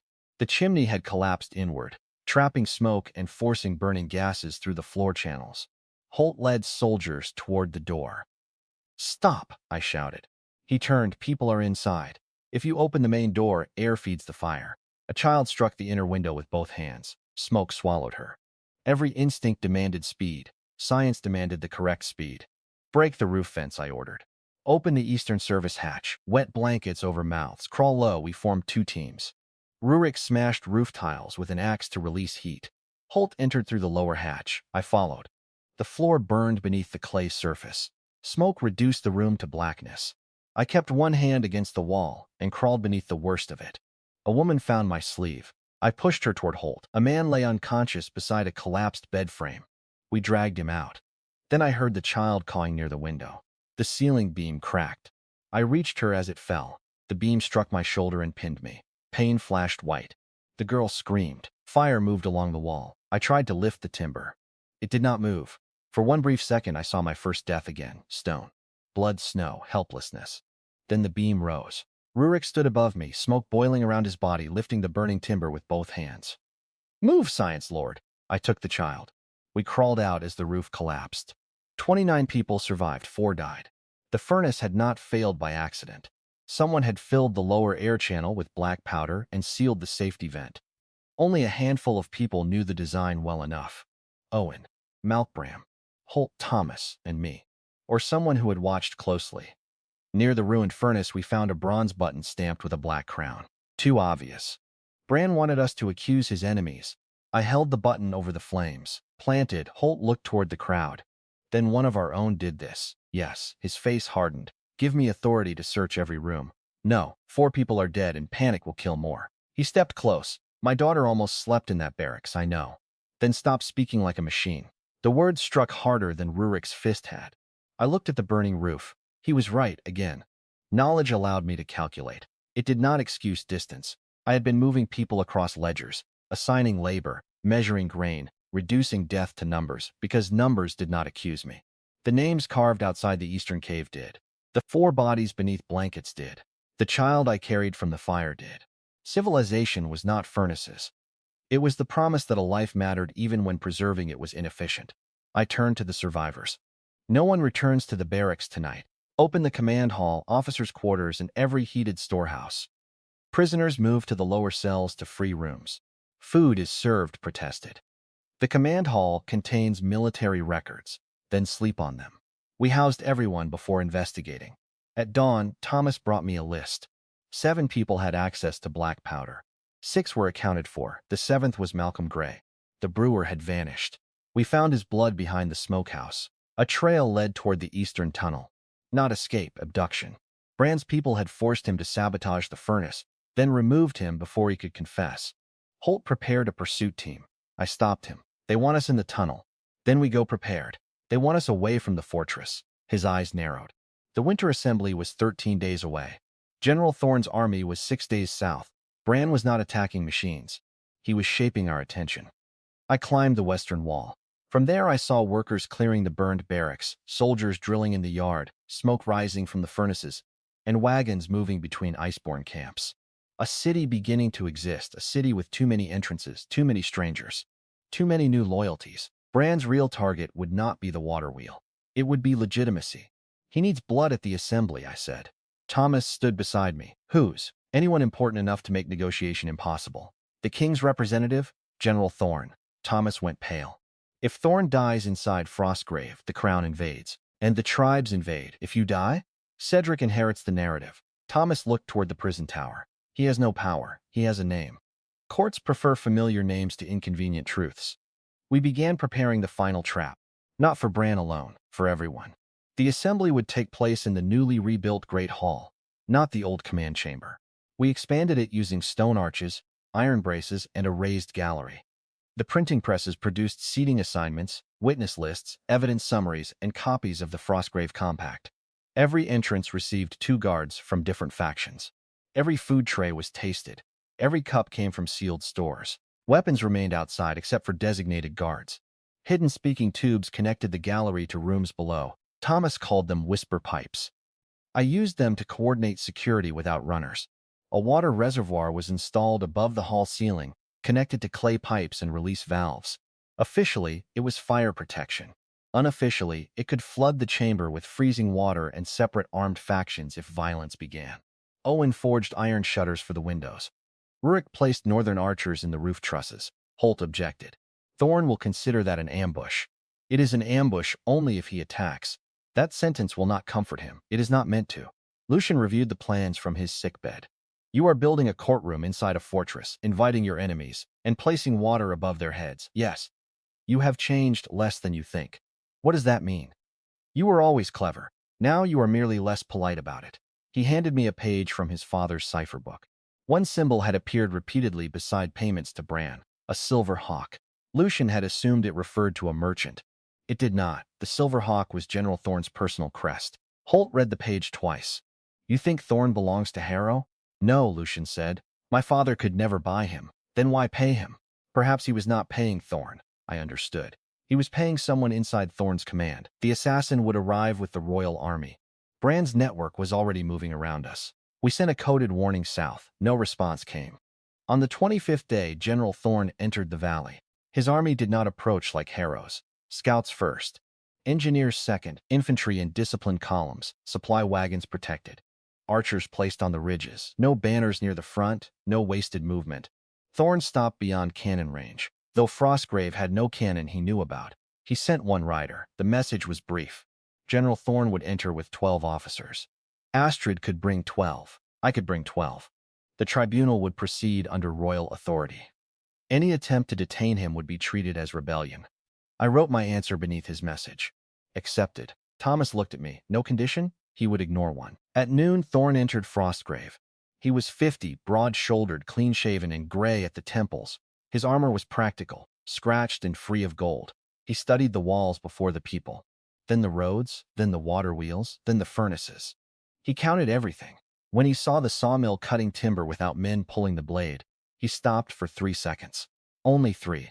But I noticed. Astrid arrived from the northern gate, wearing her antler crown and no armor. Rurik walked beside her. The Iceborne delegation carried no visible weapons. Thorne's officers watched them as if watching wolves near children. The hall filled. Workers, soldiers, villagers, tribal elders, clerks, witnesses. Duke Harrow and Cedric were brought in under guard. Harrow looked thinner, but still carried himself like a man entering his own court. Cedric smiled when he saw the southern nobles seated in the gallery. He believed familiarity would save him. Evelyn arrived last. She wore mourning black, not for me, for the version of events she intended to perform. The room changed when she entered. Even after everything, seeing her produced a physical memory, her hand in mine, her voice promising forever, her face above me while I died. She looked at the machines, the northern banners, the printed evidence, and the people who now stood when I entered. Then she looked at me. For one moment, regret crossed her face. Not because she had betrayed me, because she had chosen the losing brother. General Thorne took the central seat. The Winter Assembly will hear evidence concerning forgery, treason, unlawful military action, conspiracy against the crown, and the alleged murder of civilians under royal protection. Harrow spoke first. General, this gathering has no legal standing. My son and I were abducted by savages. The accused traitor has fabricated documents, corrupted soldiers, and built an illegal army. Murmurs spread. Thorne raised one hand. Silence. He looked at me. Your response? I nodded to Thomas. The printing press operators opened the shutters above the gallery. Sunlight struck a white cloth stretched across the far wall. Behind it, a lantern system projected enlarged copies of the documents through glass lenses. Gasps moved through the hall. The first image showed the forged commission, then the seal mold, then Evelyn's letter, then Harrow's account ledgers. Thomas read each item aloud. Witnesses followed: the stable master, the mercenary captain, villagers from Red Hollow, royal soldiers ordered to burn homes. Holt testified about Bran. Lucien testified about his father. Duke Harrow's face remained controlled until his son spoke. Then the mask cracked. You weak, ungrateful fool. Lucien's voice shook. My whole life I wanted you to call me useful, Harrow sneered. Lucien looked toward me, then toward Thomas. I am now. The crowd reacted. Not loudly, but the sentence landed. Cedric leaned toward Evelyn. She did not look at him. Thorne studied every document. He asked precise questions. Day routes, names, chain of custody. He was not helping us. He was testing whether our case could survive law rather than emotion. It did. By late afternoon, House Harrod's denials had become contradictions. By evening, contradictions became collapse. Then Cedric stood. You are all being deceived. His voice carried the old charm that had fooled courts, servants, and women. My brother has always been ambitious. He manipulated northern superstition, stole royal supplies, and built weapons beyond lawful oversight. Look outside. He has mills, furnaces, mines, and thousands of soldiers loyal to him personally. Today he judges House Harrow. Tomorrow he marches south. Some nobles shifted. That was the argument they had feared. Not whether I was innocent, whether I was becoming dangerous. Cedric saw it. He turned toward Thorne. General, whatever mistakes were made, surely the crown cannot permit one man to control this territory. Thorne looked at me. The room waited. I could have denied ambition. I could have promised obedience. I could have wrapped power in humility. Instead, I stood. Cedric is correct about one thing. The nobles stiffened. I have built machines the South does not possess. I control minds your merchants did not know existed. The Iceborne stand beside me. Frostgrave now feeds, heats, pays, and protects people the crown abandoned. Cedric smiled. Too early, I continued. But Frostgrave does not belong to me. I placed the original compact on the table. It belongs to those who build it. Thomas distributed printed copies. Production shares are recorded. Labor contracts are public. The mines are jointly administered. The army is paid by the territory, not by my family. The council includes soldiers, workers, civilians, craftsmen, and tribal elders. The nobles stared at the document. They had expected rebellion to look like a throne. I had given them accounting. Thorne read the compact. This limits your authority. Yes. Why? Because I know what one man can do when no one can stop him. I looked at Harrow, then Cedric, then Evelyn. They taught me. The cruel line from my first life returned. Cedric had whispered it while taking my ring. You were always cleverer than me. That was why you had to die somewhere. No one would bother looking. I faced him across the hall. You were right, brother. I was always cleverer than you. His smile vanished. But you were wrong about the North. I gestured toward the workers, soldiers, widows, miners, healers, and children in the gallery. Everyone bothered looking. Applause struck the hall. Not polite, not thunderous.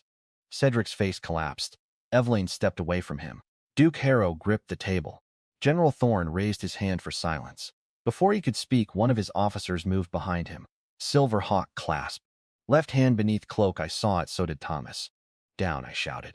The officer drew a pistol, not a southern weapon. A compact black powder design built for assassination. He fired at Thorne. Thomas struck the whisper pipe lever. The iron shutter dropped between the general and the shooter. The shot hit metal. Rurik leaped from the gallery. The assassin turned the pistol toward Astrid. Holt tackled him. A second man among the southern guards drew a knife. A northern elder screamed. The hall erupted. Exactly what Bran wanted. Southern soldiers reached for weapons they did not have. Iceborne guards moved toward Astrid. Nobles overturned benches.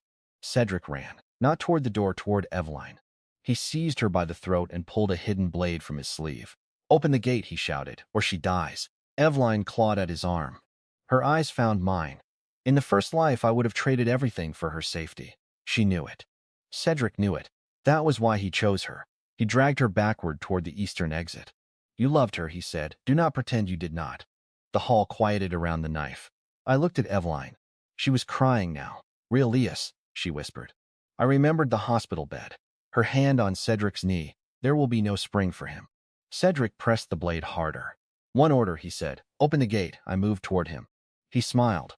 There was the old certainty, the belief that my heart remained a chain around my throat.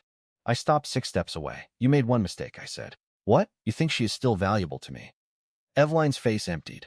Cedric's smile faded. I pulled the fire control lever beside the central pillar. Water thundered from the ceiling pipes. A wall of freezing water struck the eastern side of the hall. Cedric lost his footing. Evelyn fell away. Holt's soldiers seized her. Rurik struck Cedric's wrist with the flat of his axe. The knife flew. Cedric hit the floor. Before he could rise, Lucian placed one boot against his back. The assassin near Thorne bit down on something hidden inside his tooth. Poison. He convulsed. The second attacker was captured alive. Thomas tore open the man's coat. A black crown was branded over his heart. Bran's network. Thorne stood behind the dented iron shutter, alive. He looked at the pistol ball embedded in the metal, then at the whisper pipes. Then at me. You expected this. I expected something. You placed a barrier between me and every possible shooter. Yes. And flooded a royal tribunal. Yes. Water dripped from his armor. For one terrible second, I thought he would order my arrest. Then he began laughing. Once. He sat again. Continued the proceedings. The hall erupted in disbelief. Thorne looked toward Cedric, who lay bleeding on the floor. I believe we have reached the verdict. Duke Harrow attempted one final appeal. General, I have served the crown for 30 years. Thorne's face became stone. You forged the crown's seal. I protected its interests. You ordered civilians burned. They were witnesses. You sent an assassin under my crest. I did not. The captured attacker laughed through broken teeth. Bran sends his regards. Harrow went pale. There it was, the last thread still alive. Bran had not attended. He had sacrificed agents, exposed Harrow, and nearly triggered war. He remained somewhere beyond the walls. Thorne stood. Duke Alistair Harrow is stripped of title, lands, military authority, and royal protection. Cedric Vane is stripped of inheritance and charged with conspiracy, attempted murder, and treason. Their estates are seized pending compensation to the northern settlements and surviving families. Harrow's knees failed. He struck the wet stone floor. Cedric began begging. Not with dignity, not with cleverness. Elias, listen to me. We are brothers. Blood matters. I was afraid of you. Father always preferred you. Mother compared us. Evelyn chose me because I had nothing else. Evelyn stared at him. You told me he was guilty. Cedric turned on her instantly. You wrote the letters. You asked me. You wanted his name. You wanted his life. Their alliance tore itself apart in front of everyone they had wanted to impress. I walked toward Cedric. He reached for my coat. Guards pulled his hands back. Please, he said. I will serve you. I will go anywhere. I will tell you everything. I crouched. His face was inches from mine. In my first life, he had crouched exactly this way beside my blood. You were always cleverer than me, he had said. That was why you had to die somewhere no one would bother looking. Now he trembled. I spoke quietly. You gave me 18 days, he swallowed. I built a civilization. Then I stood and walked away. Behind me, Cedric screamed my name until the guards dragged him from the hall. Eveline remained near the flooded benches. Her black dress clung to her body.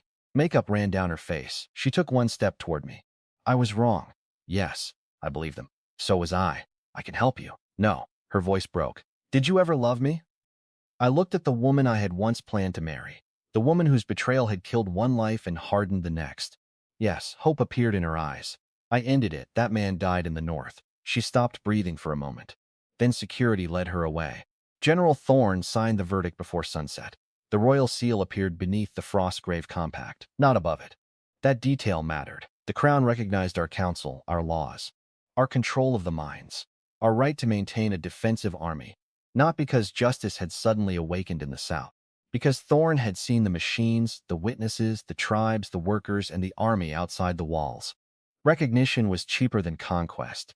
The assembly ended with House Harrow destroyed, Cedric condemned, Eveline stripped of rank, and Frostgrave granted autonomous northern authority. The crowd believed the war was over. I did not. Thomas found me beside the ruined furnace after midnight. He carried the assassin's pistol in a small paper taken from the man's boot. One sentence had been written in Bran's hand. While you judge corpses, I take the future.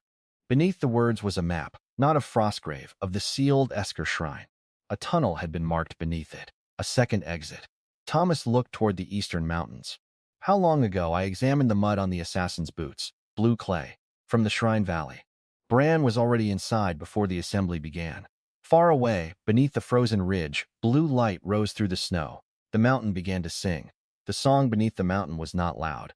It was worse than loud. It passed through stone, timber, teeth, and bone as a steady vibration too deep for the ear to understand. Cups trembled on shelves. Snow slid from rooftops. Every compass needle in Frostgrave turned east. Then the blue lights went out. Thomas and I ran for the eastern gate. Astrid was already there with Rurik, Holt, and 200 armed riders. General Thorne arrived moments later, still wearing wet armor from the flooded tribunal. What happened? He demanded. Bran entered the shrine through a lower tunnel. You sealed that place? We sealed the entrance we knew. Thorne looked toward the mountain. What can he do inside? I do not know. His face hardened. That answer is becoming expensive. Yes, I did not defend it. A messenger stumbled through the gate before we could depart. Ice covered one side of his face. Blood soaked his sleeve. The eastern camp, he gasped. The ground opened. Blue fire came through the shrine. Astrid caught him as his knees failed. What machines? Stone men. Rurik's expression changed. The oldest northern stories described Eskar guardians built without flesh, servants that never slept and obeyed voices preserved after death. I had dismissed those stories as cultural memory distorted by centuries. That was before a mountain had magnetized an army. Thorne ordered his officers to mobilize. I stopped him. No metal armor. He stared at me. You expect me to send soldiers into battle unprotected? I expect the shrine to affect iron again. Armor may become a handle the enemy can use. Rurik struck his breastplate. Then we go and hide in bone. Astrid nodded. Thorne looked toward his troops, then began removing his own armor. His officers hesitated. He dropped the breastplate into the snow. Leather, wood, bronze where necessary, he ordered. Leave steel behind. That was why he had won wars. He adapted before pride could kill him. Frostgrave prepared in minutes. Northern hunters brought bone-tipped spears. Carpenters cut hardwood shields. Owen produced bronze tools intended for mine work. Thomas packed maps, chalk, rope-sealed lamps, and 2 electroscopes. Sarah prepared bandages and warned us that anyone who felt nausea, metallic taste, skin tingling, or sudden weakness had to retreat immediately. Lucian appeared at the gate with his wounded arm bound against his chest. You are not coming, I said. I know the lower markings. You can barely stand. My father collected Esker records for years. I translated them. You never mentioned that. Lucian gave a tired smile. No one asked me to count the runes. I wanted to refuse. Then the mountain sang again. Stay beside Thomas, I said. If either of you dies, I will consider it administrative failure. Thomas adjusted his coat. That is almost affectionate. We reached the eastern valley beneath a sky without stars. The camp was gone. Not destroyed, swallowed. The ground had collapsed into a circular crater where tents and heated halls had stood. Steam rose from the opening. Blue light moved far below. Survivors gathered on the ridge, wrapped in blankets. Some claimed stone figures had climbed from the fissure, seized tools and bodies, then carried them underground. Bodies, not only living people. The Esker machines were collecting the dead. Astrid's face became colder than the night. Why? I looked into the crater. To rebuild something. A path spiraled down through broken rock. We descended in 3 groups. Astrid and Rurik led the northern warriors. Thorn commanded the southern soldiers.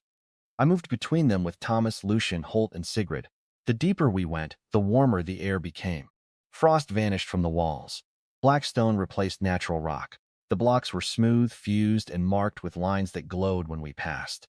The first guardian waited at the base of the spiral. It stood 8 feet tall, humanoid only in the broadest sense. Its body consisted of dark stone plates joined by metal fibers. Blue light burned inside its chest. It held a miner's pick in one hand, and the corpse of an iceborn warrior in the other. Rurik charged. The guardian turned too fast. Its arm struck him across the shield and threw him into the wall. Astrid drove her bone spear into the joint beneath its shoulder. The spear snapped. Thorn's soldiers surrounded it with ropes, looping the legs and pulling from opposite sides. The guardian staggered but did not fall. I watched its movements. Not the strength, the sequence. It turned toward the loudest impact. Adjusted balance after each pull. Protected the light in its chest. Blind it, I shouted. Sigrid threw a hide cloak over its head. The guardian froze for half a second, enough. Holt hooked a rope around one knee. Rurik rose, roaring through blood, and struck the back of the joint with a stone maul. The leg broke. The guardian fell. Astrid drove the broken spear through the chest light. Blue fluid sprayed across the floor. Not blood, conductive gel. The machine convulsed, then stopped. Thomas stared. It protected the light. Power source or controller. Lucian knelt beside the ruined chest. Runes surrounded the cavity. He traced them. Gatherer. What does it gather? Holt asked. Lucian looked toward the corpse still held in its hand. Material. We found the answer farther in. The underground city had not died. It had been sleeping. A vaulted chamber opened beneath the mountain, large enough to hold the royal palace. Bridges crossed black depths. Pipes wider than houses ran through the walls. Rotating rings of metal surrounded columns of starstone. Machines moved everywhere. Some carried stone. Some carried ore. Some carried bodies. At the center stood a tower of glass and black metal.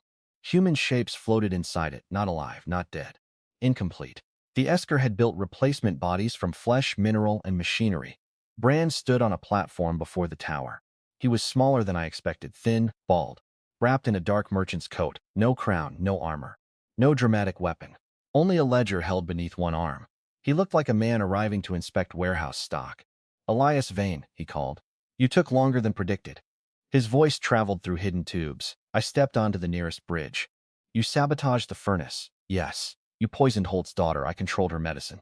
You burned Red Hollow. House Harrow ordered it. You opened the shrine. That was my decision. Holt moved beside me. His face held no expression. That frightened me more than anger. Bran saw him. Mara is healthier, I hear. You should thank me. Without the fear of losing her, you would never have served so efficiently. Holt reached for his stopped him. Bran smiled. You have learned to control him better than Harrow did. He is not mine to control. No, everyone is controlled. Hunger, fear, debt, love. The only difference is whether the chain is visible. He opened his ledger. Names covered the pages. Officials, merchants, officers, priests, nobles, decades of leverage. Bran had not served House Harrow. House Harrow had been one account among many. You built the Black Crown Network, I said. I inherited a group of smugglers and taught them bookkeeping. Why Frostgrave? He looked toward the central tower. Because this is the first machine ever built that can manufacture obedience. Lucian's face went pale. Bran continued. The Esker discovered that thought is pattern. Memory is pattern. Loyalty is pattern. A body is only material arranged around commands. The floating forms inside the tower twitched. You intend to build soldiers, Thorn said. I intend to you murdered villages. Villages die in unstable worlds. Bran's tone remained calm. Kings change. Tribes raid. Markets panic. People starve because too many weak minds are permitted to choose badly. The Esker solved that. One design. One command. One civilization. I looked around the chamber, a civilization that had vanished. What killed them? For the first time, Bran hesitated. Nothing killed them. Then where are they? His eyes shifted toward the tower. There. Not gone, absorbed. The Esker had not built servants. They had converted themselves. Every mind copied into one controlling system. No dissent. No betrayal, no freedom, no people. You found a grave and mistook it for a throne, I said. Brand's expression cooled. You found machines and taught peasants to vote. I taught them to maintain boilers. The result is the same. You distributed power. Yes, that always ends in disorder. Then why are your agents dead? His fingers tightened around the ledger, I continued. You controlled people through secrets because you could not build loyalty. You created dependency because you could not create value. You call freedom inefficient because no one follows you unless threatened. Blue light intensified around the chamber. Brand closed the ledger. They will follow now. The guardians stopped moving. Every head turned toward us. Hundreds. Stone feet struck the floor together. Thorn formed his soldiers into shield lines. Astrid raised her broken spear. I looked toward the rotating starstone rings. Organized input, amplified response. The city's power network depended on synchronization. Brand controlled it from the platform. Not by magic. By resonance, a set of metal rods surrounded him, each vibrating at a different frequency. His hands rested on a keyboard of levers. Sound commands, specific patterns. The machine recognized them. I pointed toward the nearest support column. Thomas, the map. He unfolded Dr. Vale's copied diagram. The city's rings formed a network. Each tower reinforced the next. Destroying one might destabilize the whole system, or release enough energy to collapse the mountain.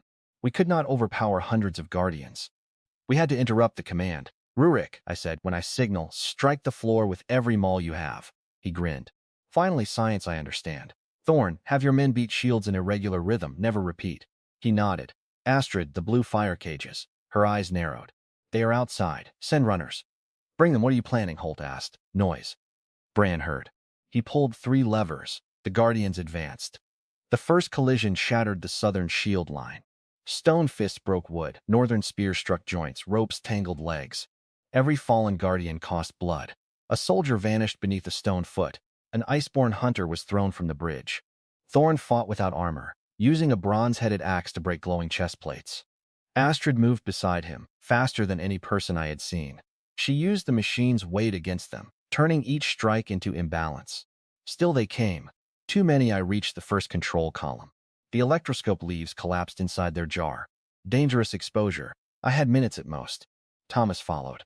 You should retreat, I said. So should you. Excellent observation. Lucian translated the nearest runes.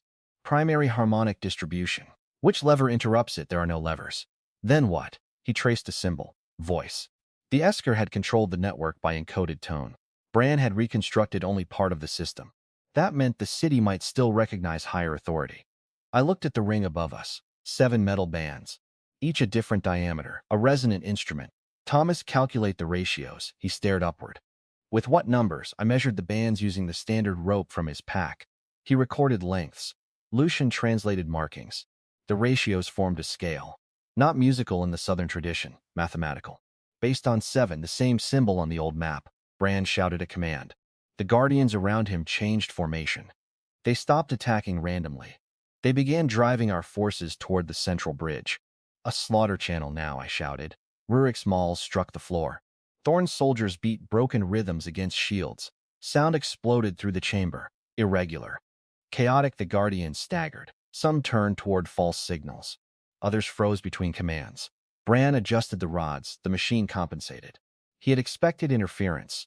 Then Astrid's runners arrived with the blue fire cages. I finally understood what they were. Not flames, resonant crystals enclosed in iron frames. Fragments of safer starstone tuned by generations of northern ritual. The tribes had carried Esker technology without knowing its origin. Place them around the column, I said. Astrid obeyed. 7 rings, 7 ratios. I adjusted each cage's position according to the measured wavelengths. Bran saw what I was building. His calm vanished. Stop him. Every guardian turned toward me. Holt stepped onto the bridge alone. He raised his shield. Finish it. The first machine struck. His shield split. He remained standing. The second knocked him to one knee. Rurik joined him. Then Astrid. Then Thorn. Northern and southern fighters formed one line before the column. Not because a treaty ordered it. Because the people beside them mattered. That was the civilization Bran could not understand. The blue cages began humming. I struck the first with a wooden mallet, a low tone spread. Then the second. The third, each note aligned with one ring. The column vibrated. Thomas called the intervals. Lucian translated the sequence. Bran pulled every lever. The tower flared. The incomplete bodies inside opened their eyes. Hurry, Thomas said. I am. You appear slow. I am trying not to end the continent a worthy detail. The sixth tone locked into place. The Guardians stopped. Not all. Half. The rest convulsed between Bran's command and the older signal. The seventh cage remained silent. Cracked. Damaged during transport. Without the final frequency, the sequence could not complete. Bran laughed. You built almost enough. Almost the most dangerous word in engineering. I looked at the missing ratio, at the metal around us, at Holt's split shield. Bronze rim. Correct approximate length. I tore the rim free. Bent it into a ring, hung it between two ropes crude. Imperfect. Thomas understood. He struck it. The tone was wrong. Too high. I cut a section away. He struck again. Too low. I tightened the curve. The Guardians broke through the defense line. Rurik fell. Astrid dragged him back. Thorn lost his axe. Holt stood with one arm hanging uselessly. Thomas struck the ring a third time. The note aligned. 7 tones became one chord. The city answered. Every blue line in the chamber turned white. Bran's control platform went dark. The Guardians froze. The tower opened. A voice filled the chamber. Not male. Not female. Thousands layered together. State purpose. No one moved. The machine waited. Bran recovered first. Restore central command, the voice responded. Authority rejected. His face collapsed. I stepped toward the platform. The ledger lay at his feet. Names. Secrets. Chains. The architecture of his entire power. The voice spoke again. State purpose. I looked at the city the Esker had buried. A machine capable of preserving minds, manufacturing bodies, amplifying energy, and ending individual choice. Modern science could study it. A tyrant could weaponize it. A civilization could become dependent on it. No council was ready to govern such power. Not yet. Deactivate all autonomous command systems, I said. Release stored human patterns from compulsory integration. Seal primary starstone network. Transfer local maintenance authority to manual control. Bran stared at me. You would cripple it. Yes. You could command the world. No one should. Then someone, worse, will. Only if we leave the door open. The layered voice answered. Command requires confirmation by primary authority. Bran lunged for the controls. Holt intercepted him. Bran drew a hidden blade and drove it into Holt's side. Mara's father did not fall. He caught Bran by the coat and held him against the platform. For 3 years, Holt said, you taught me fear was loyalty. Bran struggled. Holt looked toward me. Finish it. I placed my hand on the Asker control plate. It was warm, confirmed. The city began shutting down. One ring stopped. Then another. Blue light faded from the Guardians. The incomplete bodies dissolved into pale fluid. The tower emptied. Bran screamed. Not because he was injured. Because power was leaving him. No, you ignorant fool. Do you know what you destroyed? I destroyed nothing. The final ring slowed. I refused ownership. The control platform released a pulse of air. Bran's ledger scattered open across the floor. Pages tore loose. Names swirled into the dark. Holt pulled the knife from his side and dropped Bran at my feet. Bran looked up. For the first time, he appeared small. You cannot hold this place together, he said. People are selfish. They are frightened. They will betray you. Yes, they will waste what you built sometimes. They will choose badly, often. Then why give them power? Because civilization is not the absence of bad choices. I looked toward Astrid, Thorn, Rurik, Thomas, Lucian, and the workers who had entered the chamber behind us. It is the ability to survive them together. Bran reached for the fallen knife. Holt stepped on his wrist. No rage remained in the captain's face. Only decision. Bran was taken alive. That mattered. Death would have ended one man. Testimony dismantled his network. We carried the wounded from the city before sealing the lower entrances. The Esker systems remained inactive. Manual doors closed behind layers of stone and lead. One day people might return. Not under a single ruler, not under secrecy, not before we understood the price. Holt survived. Sarah complained that he had lost too much blood, ignored every instruction, and possessed the judgment of an intoxicated mule. Mara sat beside his bed and agreed. Rurik's ribs healed badly but proudly. Thorn remained in Frostgrave through the end of winter, officially to supervise the royal transition and unofficially to study every machine he could find. Astrid moved her court into the eastern district, where heated stone halls replaced the tents lost to the collapse. Lucian became Thomas's deputy. He hated the title until Thomas took ill for 2 days, and Lucian discovered 4,000 people waiting for him to make decisions. After that, he stopped complaining. Duke Harrow died in prison before trial in the capital, poison hidden inside a signet ring. His final act was choosing silence over accountability. Cedric lived.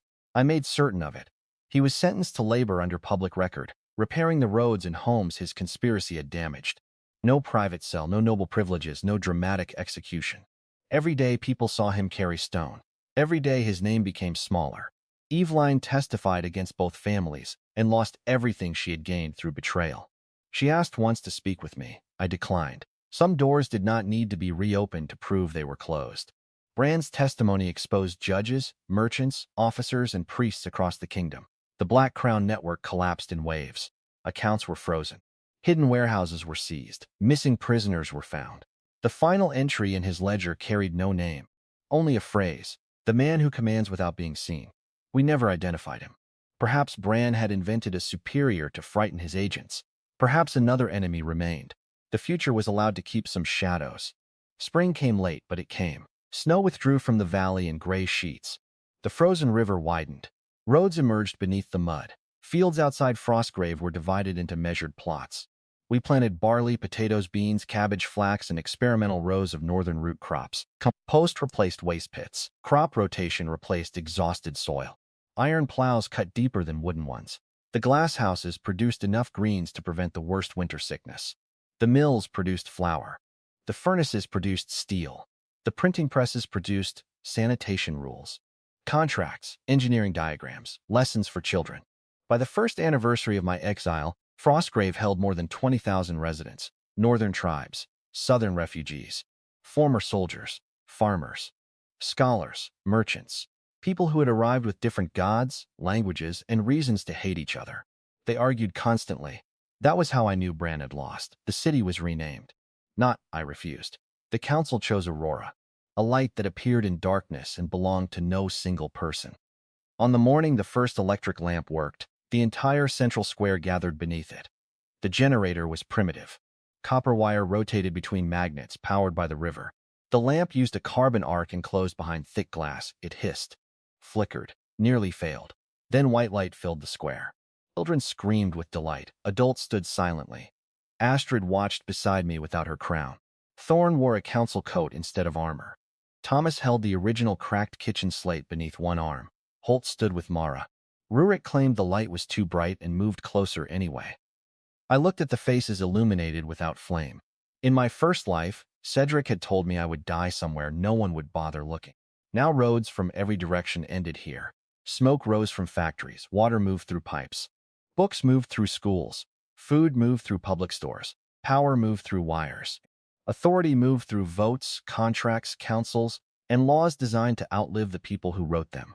They had sent me north to erase me. Instead, the North erased the world that had condemned it. Thomas handed me a document, the first charter of the Northern Federation. At the bottom waited a space for my signature. What title did they choose? I asked. He smiled. Chief Engineer. I signed. No emperor, no god. Just a man responsible for making systems work. The lamp burned above us. And for the first time across all my lives, I did not think about revenge. I thought about what we would build tomorrow.